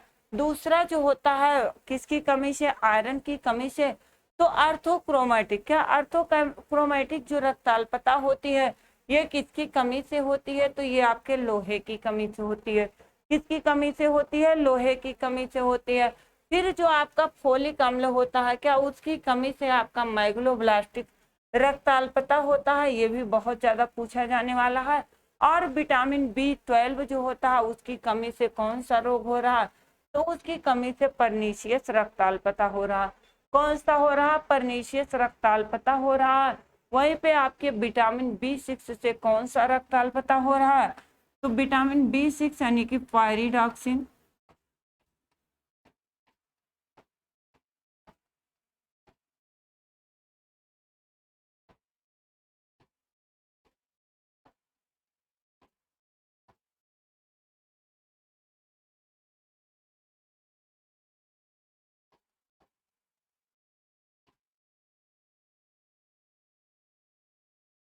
क्या होता है, रक्ताल्पता होता है, क्या माइक्रोसिटिक रक्ताल्पता होता है। विटामिन B6 की कमी से, B12 से परनीशियस, और फिर फोलिक अम्ल से मैग्लोब्लास्टिक रक्ताल्पता होता है। कौन सा होता है, मैग्लोब्लास्टिक रक्ताल्पता होता है। और उसके बाद अगर हम इसके लोहे के संग्रह एवं विसर्जन की बात करते हैं, किसकी बात करते हैं, लोहे के संग्रह एवं विसर्जन की बात करते हैं, तो लोहे का जो संग्रह होता है वो मुख्यतः कहाँ पर होता है, तो मुख्यतः वो आपके लीवर में होता है। कहाँ पर होता है, मुख्यतः ये लीवर में होता है।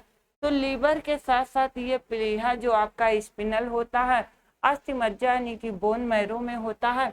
यकृत क्या होता है, यकृत में लोहा जो होता है वो किसके रूप में संग्रहित होता है, तो यकृत में लोहा जो होता है वो फेरिटीन के रूप में संग्रहित होता है। किसके रूप में संग्रहित होता है, फेरिटीन के रूप में संग्रहित होता है। यकृत में क्या होता है, जो लोहा होता है वो किसके रूप में संग्रहित रहता है, तो वो आपका फेरिटीन के रूप में संग्रहित रहता है। ये ब्लड हुआ, उसमें बांधक डालने वाले तत्व और उसका वो जो बचा हुआ है उसको हम नेक्स्ट डे पढ़ाएंगे। क्या नेक्स्ट डे पढ़ाएंगे? तो उसमें काफी एरर हुआ, उसमें थोड़ा सा पॉइंट जो है वो मिक्सअप हो गए हैं। क्या मिक्सअप हो गए हैं? तो थोड़ा सा कंफ्यूज हम भी हो गए। क्या थोड़ा सा कंफ्यूज हम भी हो गए, तो उसको बाद में बताएंगे। यहाँ पे क्या है, जो हम आयोडीन देखेंगे, क्या करेंगे? आयोडीन जो होता है, अब आयोडीन जो होता है ये हमारे स्वस्थ, क्या स्वस्थ जीवन के लिए आयोडीन अत्यंत ही आवश्यक क्या है? मिनरल्स है। अब हम इसके शरीर में आवश्यकता अगर देखते हैं तो बहुत ही कम होती है, लेकिन प्रतिदिन अगर देखते हैं तो लगभग ये कितना होता है? 100 मिलीग्राम यानी कि माइक्रोग्राम ही होता है। क्या 100 मिलीग्राम तक ये होता है? तो अगर गर्भवती महिला की बात करें या शिशु एवं स्कूल जाने वाले बच्चों की बात करें, किसकी बात करें? शिशु या स्कूल जाने वाले बच्चों की अगर हम बात करते हैं तो इसकी मांग क्या होती है? इस अवस्था में जो है इसकी मांग थोड़ी अधिक होती है, अन्य की अपेक्षा इस अवस्था में इसकी मांग जो होती है थोड़ी अधिक होती है। तो आपका क्या हुआ? अब जब अधिक होती है, लेकिन अगर हम कार्य की दृष्टि से देखते हैं, किसकी दृष्टि से देखते हैं? कार्य की दृष्टि से देखते हैं तो ये बहुत ही इम्पोर्टेंट, क्या ये बहुत ही इम्पोर्टेंट यानी कि अत्यंत मूल्य एवं महत्वपूर्ण, क्या एवं महत्वपूर्ण जो होता है खनिज लवण है, यह थायराइड ग्रंथि से निकलने वाले, क्या करने वाले? यह थायराइड ग्रंथि से निकलने वाले थायरॉक्सिन हार्मोन का क्या मुख्य अवयव है? क्या मुख्य अवयव है? और थायरॉक्सिन हार्मोन जो होते हैं वो क्या होते हैं? वो आयोडीन युक्त प्रोटीन होते हैं। क्या आयोडीन युक्त प्रोटीन होते हैं। तो जो हमारे थायरॉक्सिन होते हैं वो क्या होते हैं? इसको थायरॉक्सिन को क्या कहा जा सकता है? तो थायरॉक्सिन जो होता है वो आयोडीन युक्त प्रोटीन के नाम से भी जाना जाता है। आयोडीन युक्त प्रोटीन क्यों कहा जाता है? क्योंकि इसमें क्या होती है? आयोडीन के बिना इसकी कोई भी काम नहीं हो पाता। यानी कि जो थायराइड ग्रंथि है, क्या थायराइड ग्रंथि है, अगर हमारे शरीर में आयोडीन की कमी हुई तो उससे क्या होता है? उससे जो होता है थायरॉक्सिन हार्मोन का सिक्रेशन ही नहीं हो पाता। क्या सिक्रेशन ही नहीं हो पाता, यानी कि श्रावण ही नहीं हो पाता। इसीलिए इसे थायरॉक्सिन हार्मोन को जो क्या कहते हैं? आयोडीन युक्त प्रोटीन कहते हैं, क्योंकि इसके बिना ये कोई भी वर्क नहीं कर पा रहा है। क्या कर पा रहा है? कोई भी वर्क नहीं कर पा रहा है। तो अब अगर ये तो ये कोई भी काम नहीं कर पाता, किसके बिना नहीं कर पाता? तो आयोडीन के बिना। किसके बिना? आयोडीन के बिना। तो अगर एक स्वस्थ व्यक्ति के शरीर में हम देखते हैं तो लगभग कितना ग्राम क्या होता है? आयोडीन होता है। तो एक स्वस्थ व्यक्ति के शरीर में अगर हम देखते हैं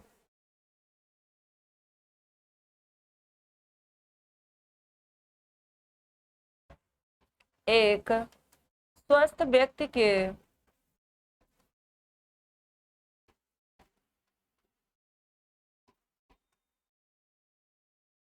शरीर में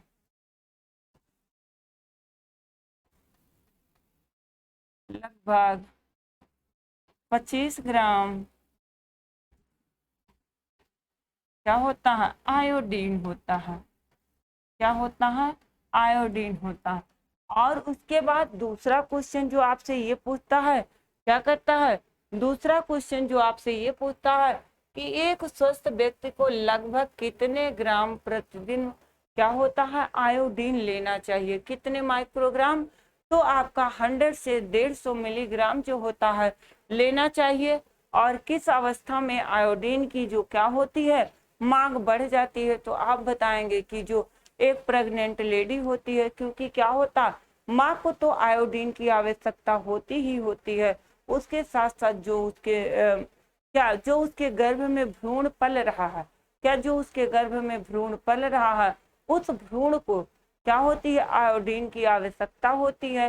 क्योंकि अब वहां पे एक जीव के साथ जो है एक और भी जीव पल रहा है। क्या एक जीव के साथ जो है एक और भी जीव पल रहा, तो अब दो दो जीव को क्या होती है, आवश्यकता होती है। अगर प्रेगनेंसी के टाइम क्या, अगर प्रेगनेंसी के टाइम माता के शरीर में क्या होता है, माता के शरीर में आयोडीन की कमी होती है, किसके टाइम, तो जो आपका क्या होता है, जो भ्रूण होता है उसमें आयोडीन के कमी के लक्षण विकसित हो जाते हैं। किसके लक्षण विकसित हो जाते हैं, आयोडीन की कमी के। तो आपके शिशु को भी ज्यादा आयोडीन की आवश्यकता होती है और आपका जो चाइल्ड है क्या चाइल्ड हुड की स्टेज है उसमें भी आयरन की आयोडीन की आवश्यकता बढ़ जाती है। तो अब मुख्य जो किसके लिए हम आयोडीन ले रहे हैं, हमारे शरीर में जो क्या होता है, थायराइड ग्रंथि होता है। क्या होता है, थायराइड ग्रंथि होता है।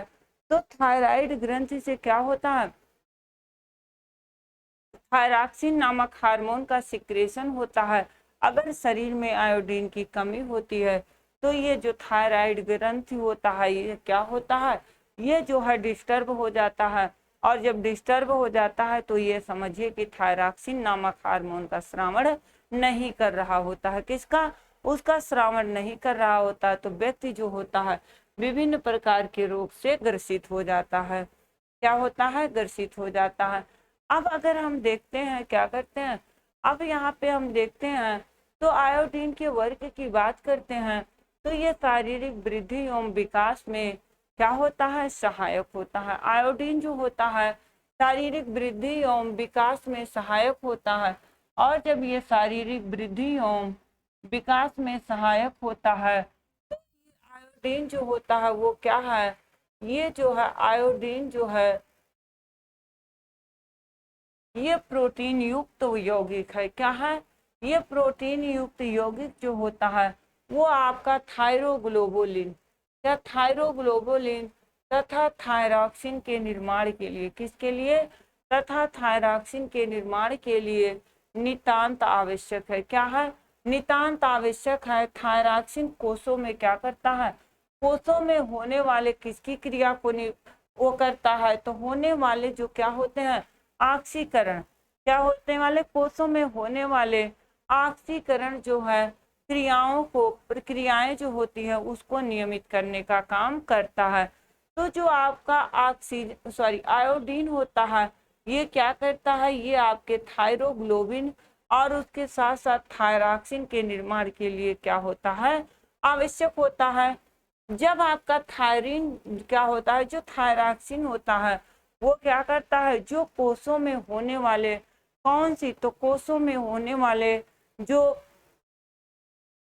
कोषों में होने वाले ऑक्सीकरण की जो प्रक्रिया होती है उसको क्या करता है, तो उसको नियमित करता है। क्या करता है, नियमित करता है।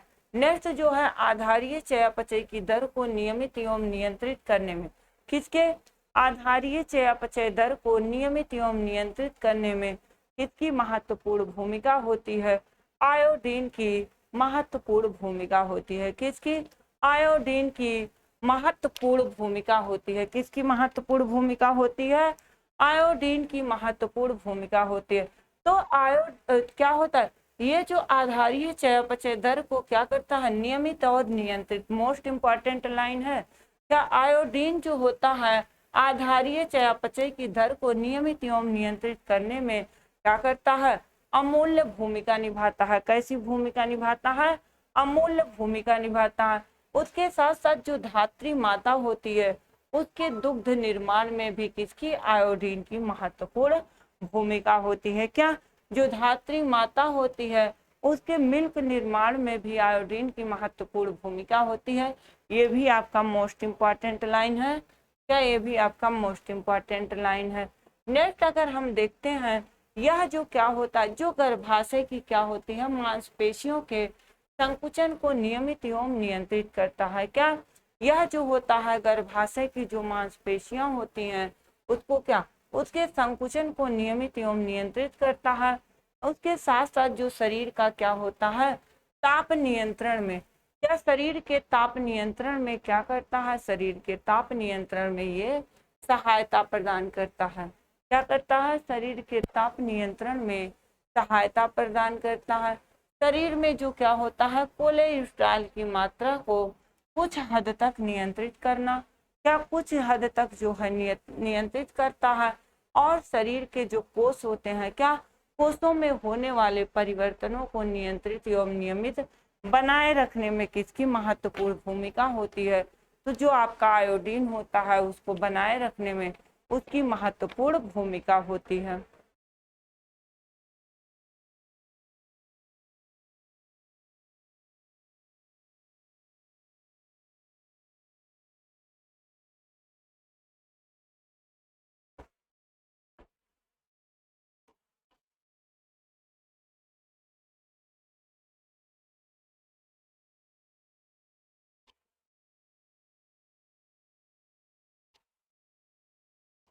क्या करते हैं, इसमें महत्वपूर्ण भूमिका निभाते हैं।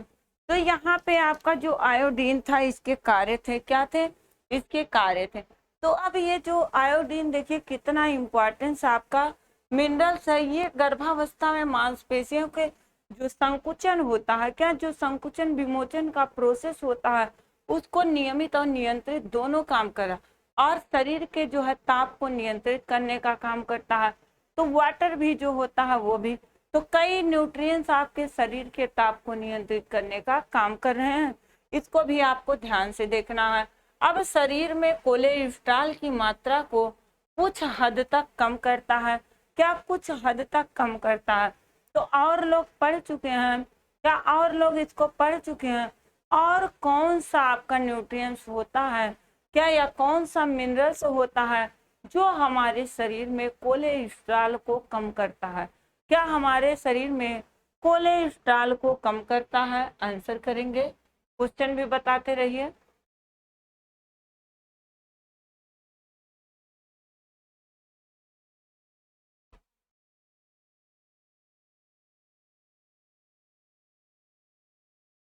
चलिए सभी लोग आंसर कर देंगे। तो इसमें जो है अब हम देखेंगे आयोडीन की कमी से होने वाला रोग, किसकी कमी से, आयोडीन की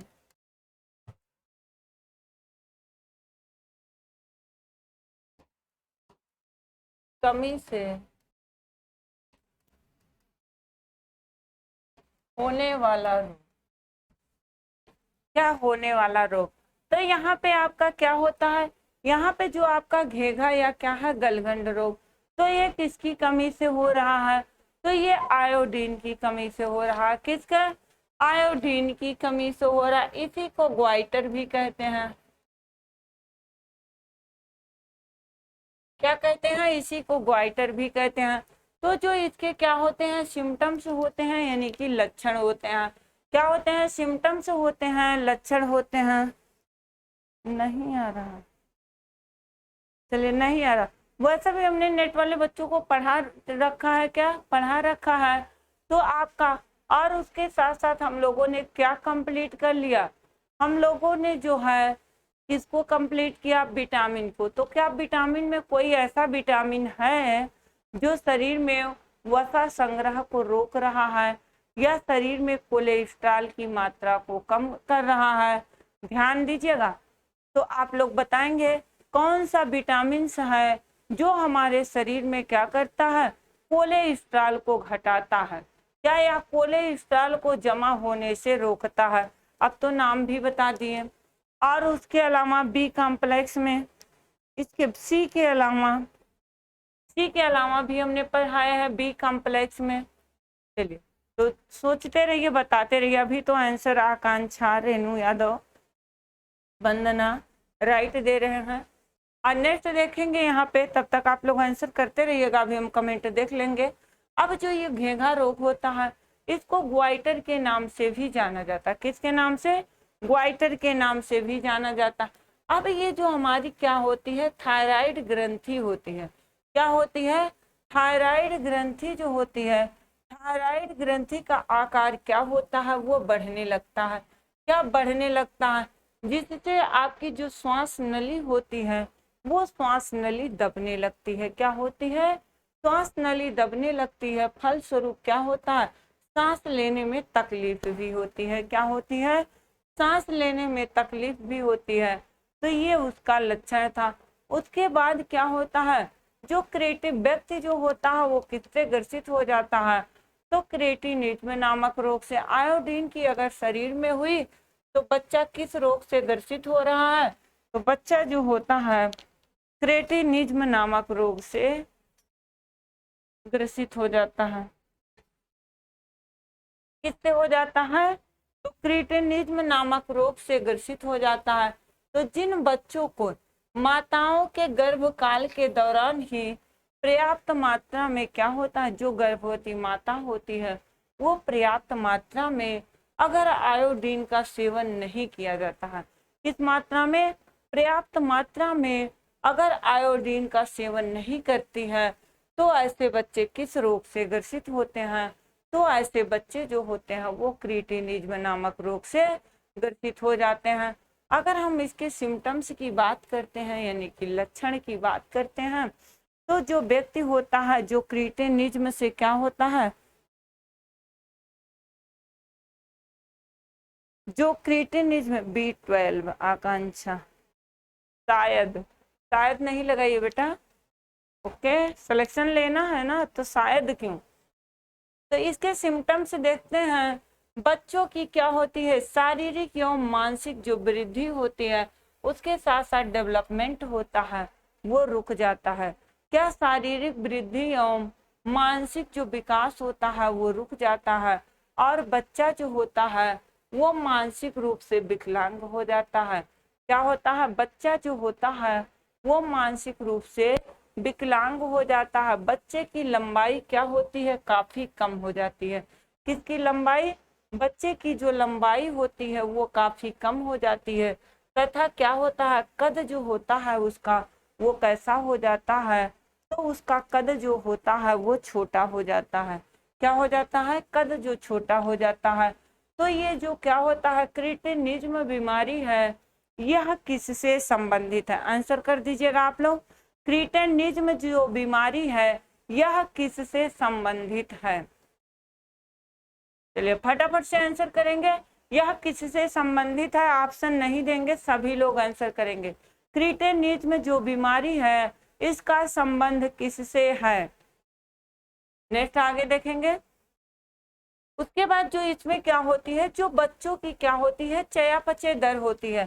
तो बच्चों की चयापचय दर यानी कि जो मेटाबॉलिज्म रेट होती है वो अत्यंत क्या होती है, कम हो जाती है।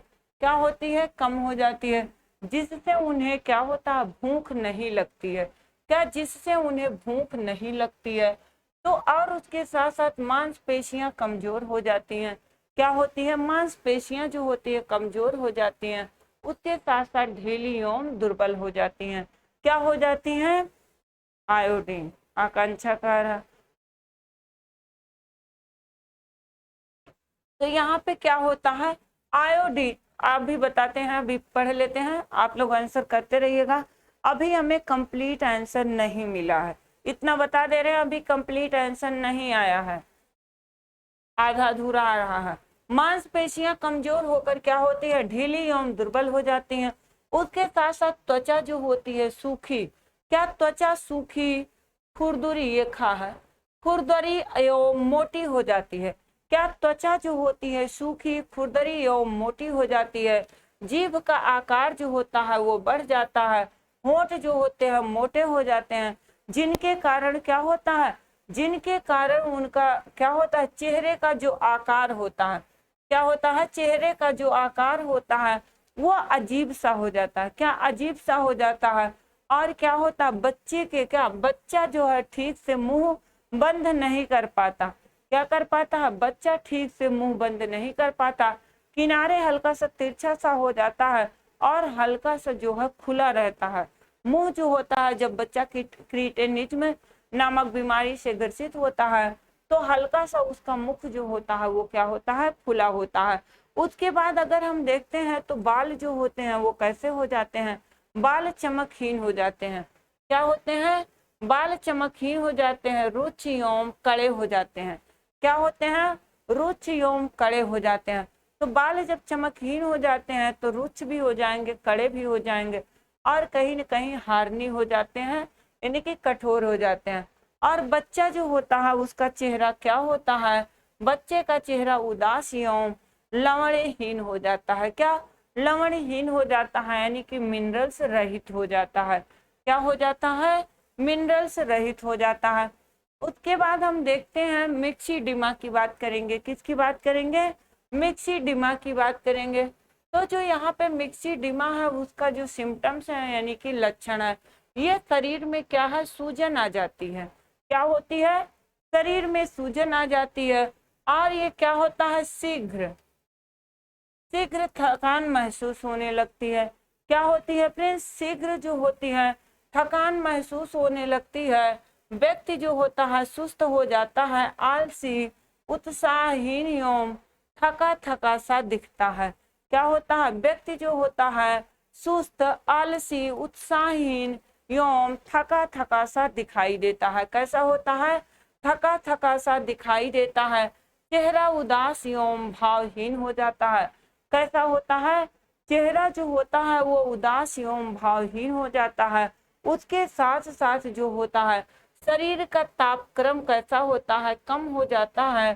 तथा रोगी को गर्मी में भी किसका अनुभव होता है, तो जो रोगी व्यक्ति होता है उसको गर्मी में भी ठंड का अनुभव होता है।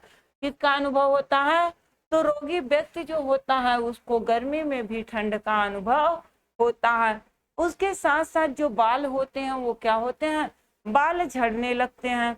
क्या, बाल जो होते हैं झड़ने लगते हैं। बालों की चमक जो होती है वो कैसी होती है, समाप्त हो जाती है। अब बाल जब झड़ने लगते हैं किसकी कमी से, आयोडीन की कमी से। और व्यक्ति किस रोग से ग्रसित हुआ है, तो मिक्सीडिमा से। और उसके साथ साथ बाल कड़े होने के साथ साथ रुक्ष हो जाते हैं। क्या, छूने पर वो बहुत कड़े कड़े दिखाई देते हैं, यानी कि कठोर हो जाते हैं। और आवाज जो होती है, व्यक्ति का आवाज जो होता है वो कैसा हो जाता है, तो वो भारी हो जाता है। क्या होता है, उसकी जो आवाज होती है वो भारी हो जाती है। भारी होने का मतलब आवाज जो होता है वो मोटा हो जाता है। कैसा होता है, मोटा हो जाता है। मस्तिष्क के जो क्या होते हैं, वर्क होते हैं, कार्य होते हैं, उसमें क्या होती है, उसमें शिथिलता आ जाती है। क्या होती है, शिथिलता आ जाती है। और शरीर की मांसपेशियां कैसी होती हैं, कमजोर एवं दुर्बल हो जाती हैं। क्या होती हैं, शरीर की जो मांसपेशियां होती हैं वो कमजोर होकर कैसी हो जाती हैं, तो दुर्बल हो जाती हैं। और हृदय की जो गति होती है, यानी कि हृदय की धड़कन जो होती है वो मंद पड़ जाती है। कैसी पड़ जाती है, मंद पड़ जाती। अब उसके साथ साथ जो स्किन होती है वो रुक्ष, क्या, त्वचा जो होती है रुक्ष, खुरदुरी और कांतहीन हो जाती है। तो त्वचा जो होती है वो हारनी सी दिखाई देती है। कैसी, कठोर दिखाई देती है। स्किन जो होते हैं उजड़ने लगते हैं। वो मतलब उसमें कोई चमक ही नहीं लगती, जैसे लगता है कि रोगी व्यक्ति का, कैसे, रोगी व्यक्ति का। तो ऐसी जो है स्किन दिखाई देने लगती है। अगर व्यक्ति किससे ग्रसित होता है, मिक्सीडिमा से। किससे ग्रसित होता है, मिक्सीडिमा से। तो इतना हमारा आयोडीन में था। चलिए, तो हमने पूछा था आयोडीन का संबंध किससे है। रेणु यादव, आयोडीन की कमी से बच्चों में होता है, आयोडीन की कमी से। हमने ये पूछा था, किसका पूछा था, आयोडीन ही तो पूछा था। अच्छा, क्रिटेनिज्म का संबंध किससे है, ऐसा हमने पूछा था। जिन बच्चों के माताओं में गर्भकाल के दौरान, आकांक्षा आयोडीन, वंदना चौधरी, आकांक्षा मैम B12 ही है आंसर, क्योंकि B12 फैट का हाँ जमाव नहीं होने देता। अच्छा, बिल्कुल, मिक्सीडिमा वयस्क में। अब हमने ये पूछा था आपसे, क्वेश्चन क्या पूछा था, जो हमने पहला पढ़ रहे थे, क्रिटिनिज्म जो होता है किसका, तो हमने आपसे यही तो पूछा था।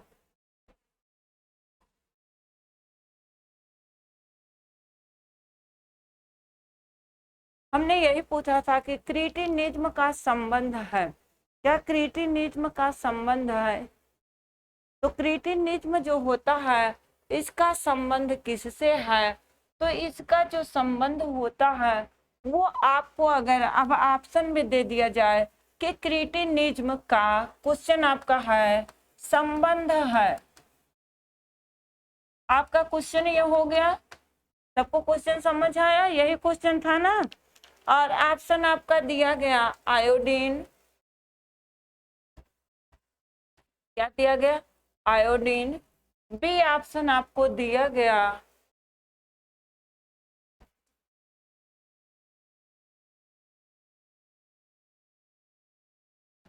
थायरॉक्सिन, क्या थायरॉक्सिन।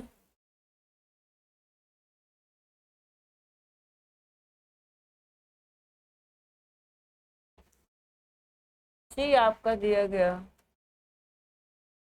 बच्चों, डी आपका दिया गया उपरोक्त सभी। तो आप किस पर टिक करेंगे?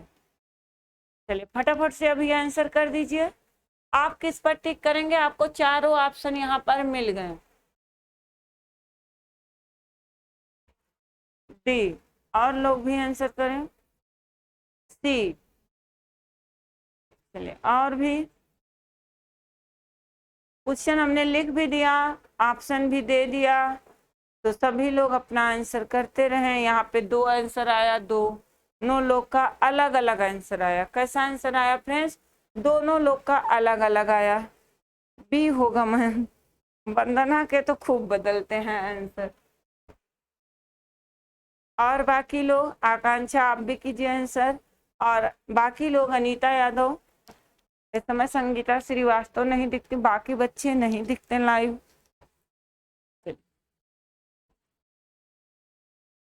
सब लोग की तबीयत तो ठीक है ना? आकांक्षा सी। तो इसका मतलब आप लोग श्योर हो ही नहीं। क्या श्योर हो ही नहीं? और अगर हम देखा जाए तो आयोडीन आपको समझ भी नहीं आया, हम ये भी कहते हैं। अब यहाँ पे क्रिटिनिज्म का संबंध किससे है? हमने यही तो पूछा, क्रिटिनिज्म का संबंध है। तो अब यहाँ पे उपरोक्त सभी का ऑप्शन दिया गया है, तो क्रिटिनिज्म का जो संबंध है वो बच्चों से है। क्या बच्चों से है? तो अब इसका संबंध जब बच्चों से है तो ये किसकी कमी से हो रहा? आयोडीन की कमी से हो रहा। क्या आयोडीन की कमी से हो रहा? अब शरीर में अगर आयोडीन की कमी होती है तो कौन सा अंग प्रभावित होता है? तो आपका थायराइड, जो थायराइड ग्लैंड आपका प्रभावित होगा। क्या थायराइड जब ग्लैंड प्रभावित होगा तो उसमें से किसका, जो थायराइड का, क्या जो थायरॉक्सिन नामक हार्मोन का सिक्रेशन होता है, वो थायरॉक्सिन नामक हार्मोन का सिक्रेशन नहीं हो पाता। और जब थायरॉक्सिन नामक हार्मोन का सिक्रेशन नहीं हो पाएगा तो क्या उसमें बच्चा जो होगा, क्या उसमें बच्चा जो होगा वो अपना सारा काम वैसे कर रहा, उसके शरीर की जैसी क्रियाएं हो रही थी पहले वैसे अगर वो क्रिटिनिज्म रोग से ग्रसित हो गया तो क्या उसके शरीर की जो क्रियाएं होती हैं वो सभी उस प्रकार से हो रही हैं? वो नहीं हो पाती हैं। क्या होती हैं? वो नहीं हो पाती हैं उसकी क्रियाएं। तो बच्चे का संबंध जो होता है, क्रिटिनिज्म का संबंध बच्चों से, तो बच्चों में क्रिटिनिज्म क्यों हुआ? आयोडीन की कमी से। आयोडीन की कमी हो रही है तो क्या प्रभावित हो रहा? हमारे जो है थायरॉक्सिन हार्मोन का सिक्रेशन जो होता है वो प्रभावित होता है, क्योंकि थायरॉक्सिन हार्मोन के सिक्रेशन पर आपका ग्रोथ और डेवलपमेंट दोनों डिपेंड करता है। कौन करता है? ग्रोथ और जो डेवलपमेंट होता है वो दोनों डिपेंड करता है। तो यहाँ तक हुआ। तो ये चीज देखें।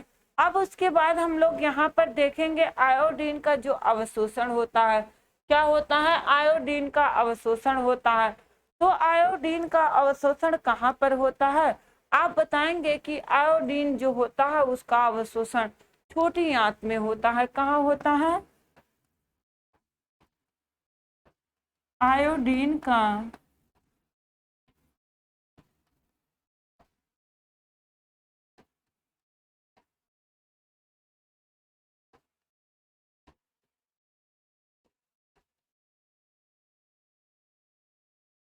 छोटी आंत में होता है। किसमें होता है? तो आयोडीन का जो अवशोषण होता है वो छोटी आंत में होता है, और अल्प मात्रा में जो होता है वो कहाँ पर होता है? स्टमक में भी होता है, जहां से आयोडीन क्या होता है? अवशोषित होकर वो कहाँ पर पहुंचता है, तो आयोडीन अवशोषित होकर सीधा हमारे ब्लड में पहुंचता है। किस में पहुंचता है, सीधा जो है ब्लड में पहुंचता है। अब रही बात जो होती है इसके विसर्जन की, तो अगर हम विसर्जन की बात करते हैं, किसकी बात करेंगे फ्रेंड्स, विसर्जन की बात करेंगे। तो विसर्जन जो होता है वो मुख्यतः किसके द्वारा होता है, तो ये गुर्दे के द्वारा होता है। क्या, गुर्दे के द्वारा होता है। आयोडीन का जो विसर्जन होता है वो किसके द्वारा होता है, गुर्दे के द्वारा होता है। तो अब क्या होता है, जब गुर्दे का द्वारा होता है, मैम मुझे डी ही लग रहा था बट कंफ्यूज हो जाते हैं। यही तो है जो कंफ्यूज नहीं होना। क्या कंफ्यूज नहीं होना, हमने क्वेश्चन को भी लिख दिया था, ऑप्शंस को भी लिख दिए थे। क्या ऑप्शंस को, अब हमने ये पूछा था कि किसमें होता है। अगर ऐसा क्वेश्चन आपसे पूछा गया होता कि जो क्रीटेनिज्म बीमारी है वो किसमें होता है, तब आप बताते कि बच्चों में। क्या, बच्चों में। अगर आपसे ये पूछा गया उसका संबंध, तो उसका संबंध तो सबसे है। क्या, उसका संबंध तो सबसे है, सिंपल सी बात है। ऐसे क्वेश्चन बना बना के मेन पॉइंट आप नोट कर लीजिए, एग्जाम के टाइम आपका रिवीजन करने में बहुत ज्यादा हेल्पफुल रहेगा। क्या, बहुत ज्यादा हेल्पफुल रहेगा। ठीक है बेटा आकांक्षा। हाँ, तो कल जो है हम लोग देखेंगे भी, तो यूट्यूब पर देखते हैं आप लोग 50 में कितना सही कर पाते हैं बिना पढ़े। तो अब यहाँ पे हम विसर्जन की बात कर रहे थे, कहाँ पर हो रहा, गुर्दे में हो रहा। तो जब इसका विसर्जन जो है गुर्दे में हो रहा है, गुर्दे द्वारा, और अल्प मात्रा में जो क्या होता है, मुख्यतः तो अगर हम देखते हैं मुख्यतः तो गुर्दे के द्वारा, अल्प मात्रा में किसके द्वारा, तो अल्प मात्रा में यूरिन के माध्यम से। किसके माध्यम से, यूरिन के माध्यम से क्या होता है, आयोडीन का विसर्जन होता है। किसका विसर्जन होता है, आयोडीन का विसर्जन होता है।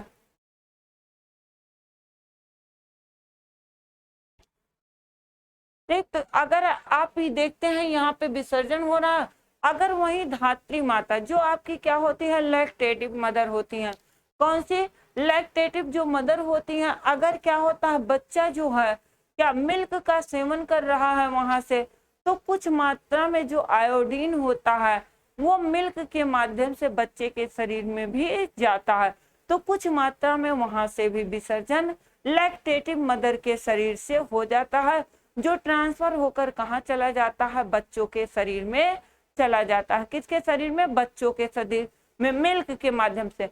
तो ये प्रक्रिया जो होती है कहाँ पर होगी, जो धात्री माता होगी यानी कि लैक्टेटिक मदर जो होगी। क्या, लैक्टेटिक मदर जो होती, तो किसके दौरान, स्तनपान के दौरान जो होता है, कुछ जो है किसकी मात्रा, तो आप बताएंगे आयोडीन की मात्रा जो होती है, किसकी, आयोडीन की मात्रा माँ के शरीर से क्या हो रहा है, विसर्जित हो रहा है, और आपके पहुंच कहाँ रहा है, तो बच्चे के शरीर में वो पहुंच रहा है। यहाँ तक क्लियर हुआ, किसी को कोई कंफ्यूजन। चलिए, तो आज की क्लास में इतना हुआ। ओके, नेक्स्ट क्लास में हम लोग देखेंगे जो बाकी के बचे हुए मिनरल्स हैं। अब मंडे को हम लोग मिनरल्स का जो है यूनिट एकदम खत्म कर देंगे। क्या करेंगे, मंडे को जो है मिनरल्स का यूनिट पूरा कंप्लीट होगा, उसके बाद आपका नया वहां से स्टार्ट होगा। क्या, नया जो आपका यूनिट है वो वाला स्टार्ट होगा। चलिए, तो किसी को अगर कोई डाउट होगा तो आप लोग कमेंट कर सकते हैं, पूछ सकते हैं। और जो आप लोग के शिल्पी के जो भी डाउट वाले क्वेश्चन है, आप सारे के सारे क्वेश्चन अगर ग्रुप में भेज देंगे तो हम पूरी व्याख्या के साथ बता सकेंगे। और जो है नहीं तो ऐसे तो सिर्फ हम आंसर ही बता पाते हैं। हाँ, कल यूट्यूब पे वीडियो, ऐप पे नहीं, ऐप पे भी थोड़ा सा ये मिनरल्स वाला टॉपिक खत्म कर ले। क्या, मिनरल्स वाला टॉपिक खत्म कर ले तो पूरा मिनरल्स तक का लेकर कराएंगे ऐप पे। क्या, ऐप पे कराएंगे।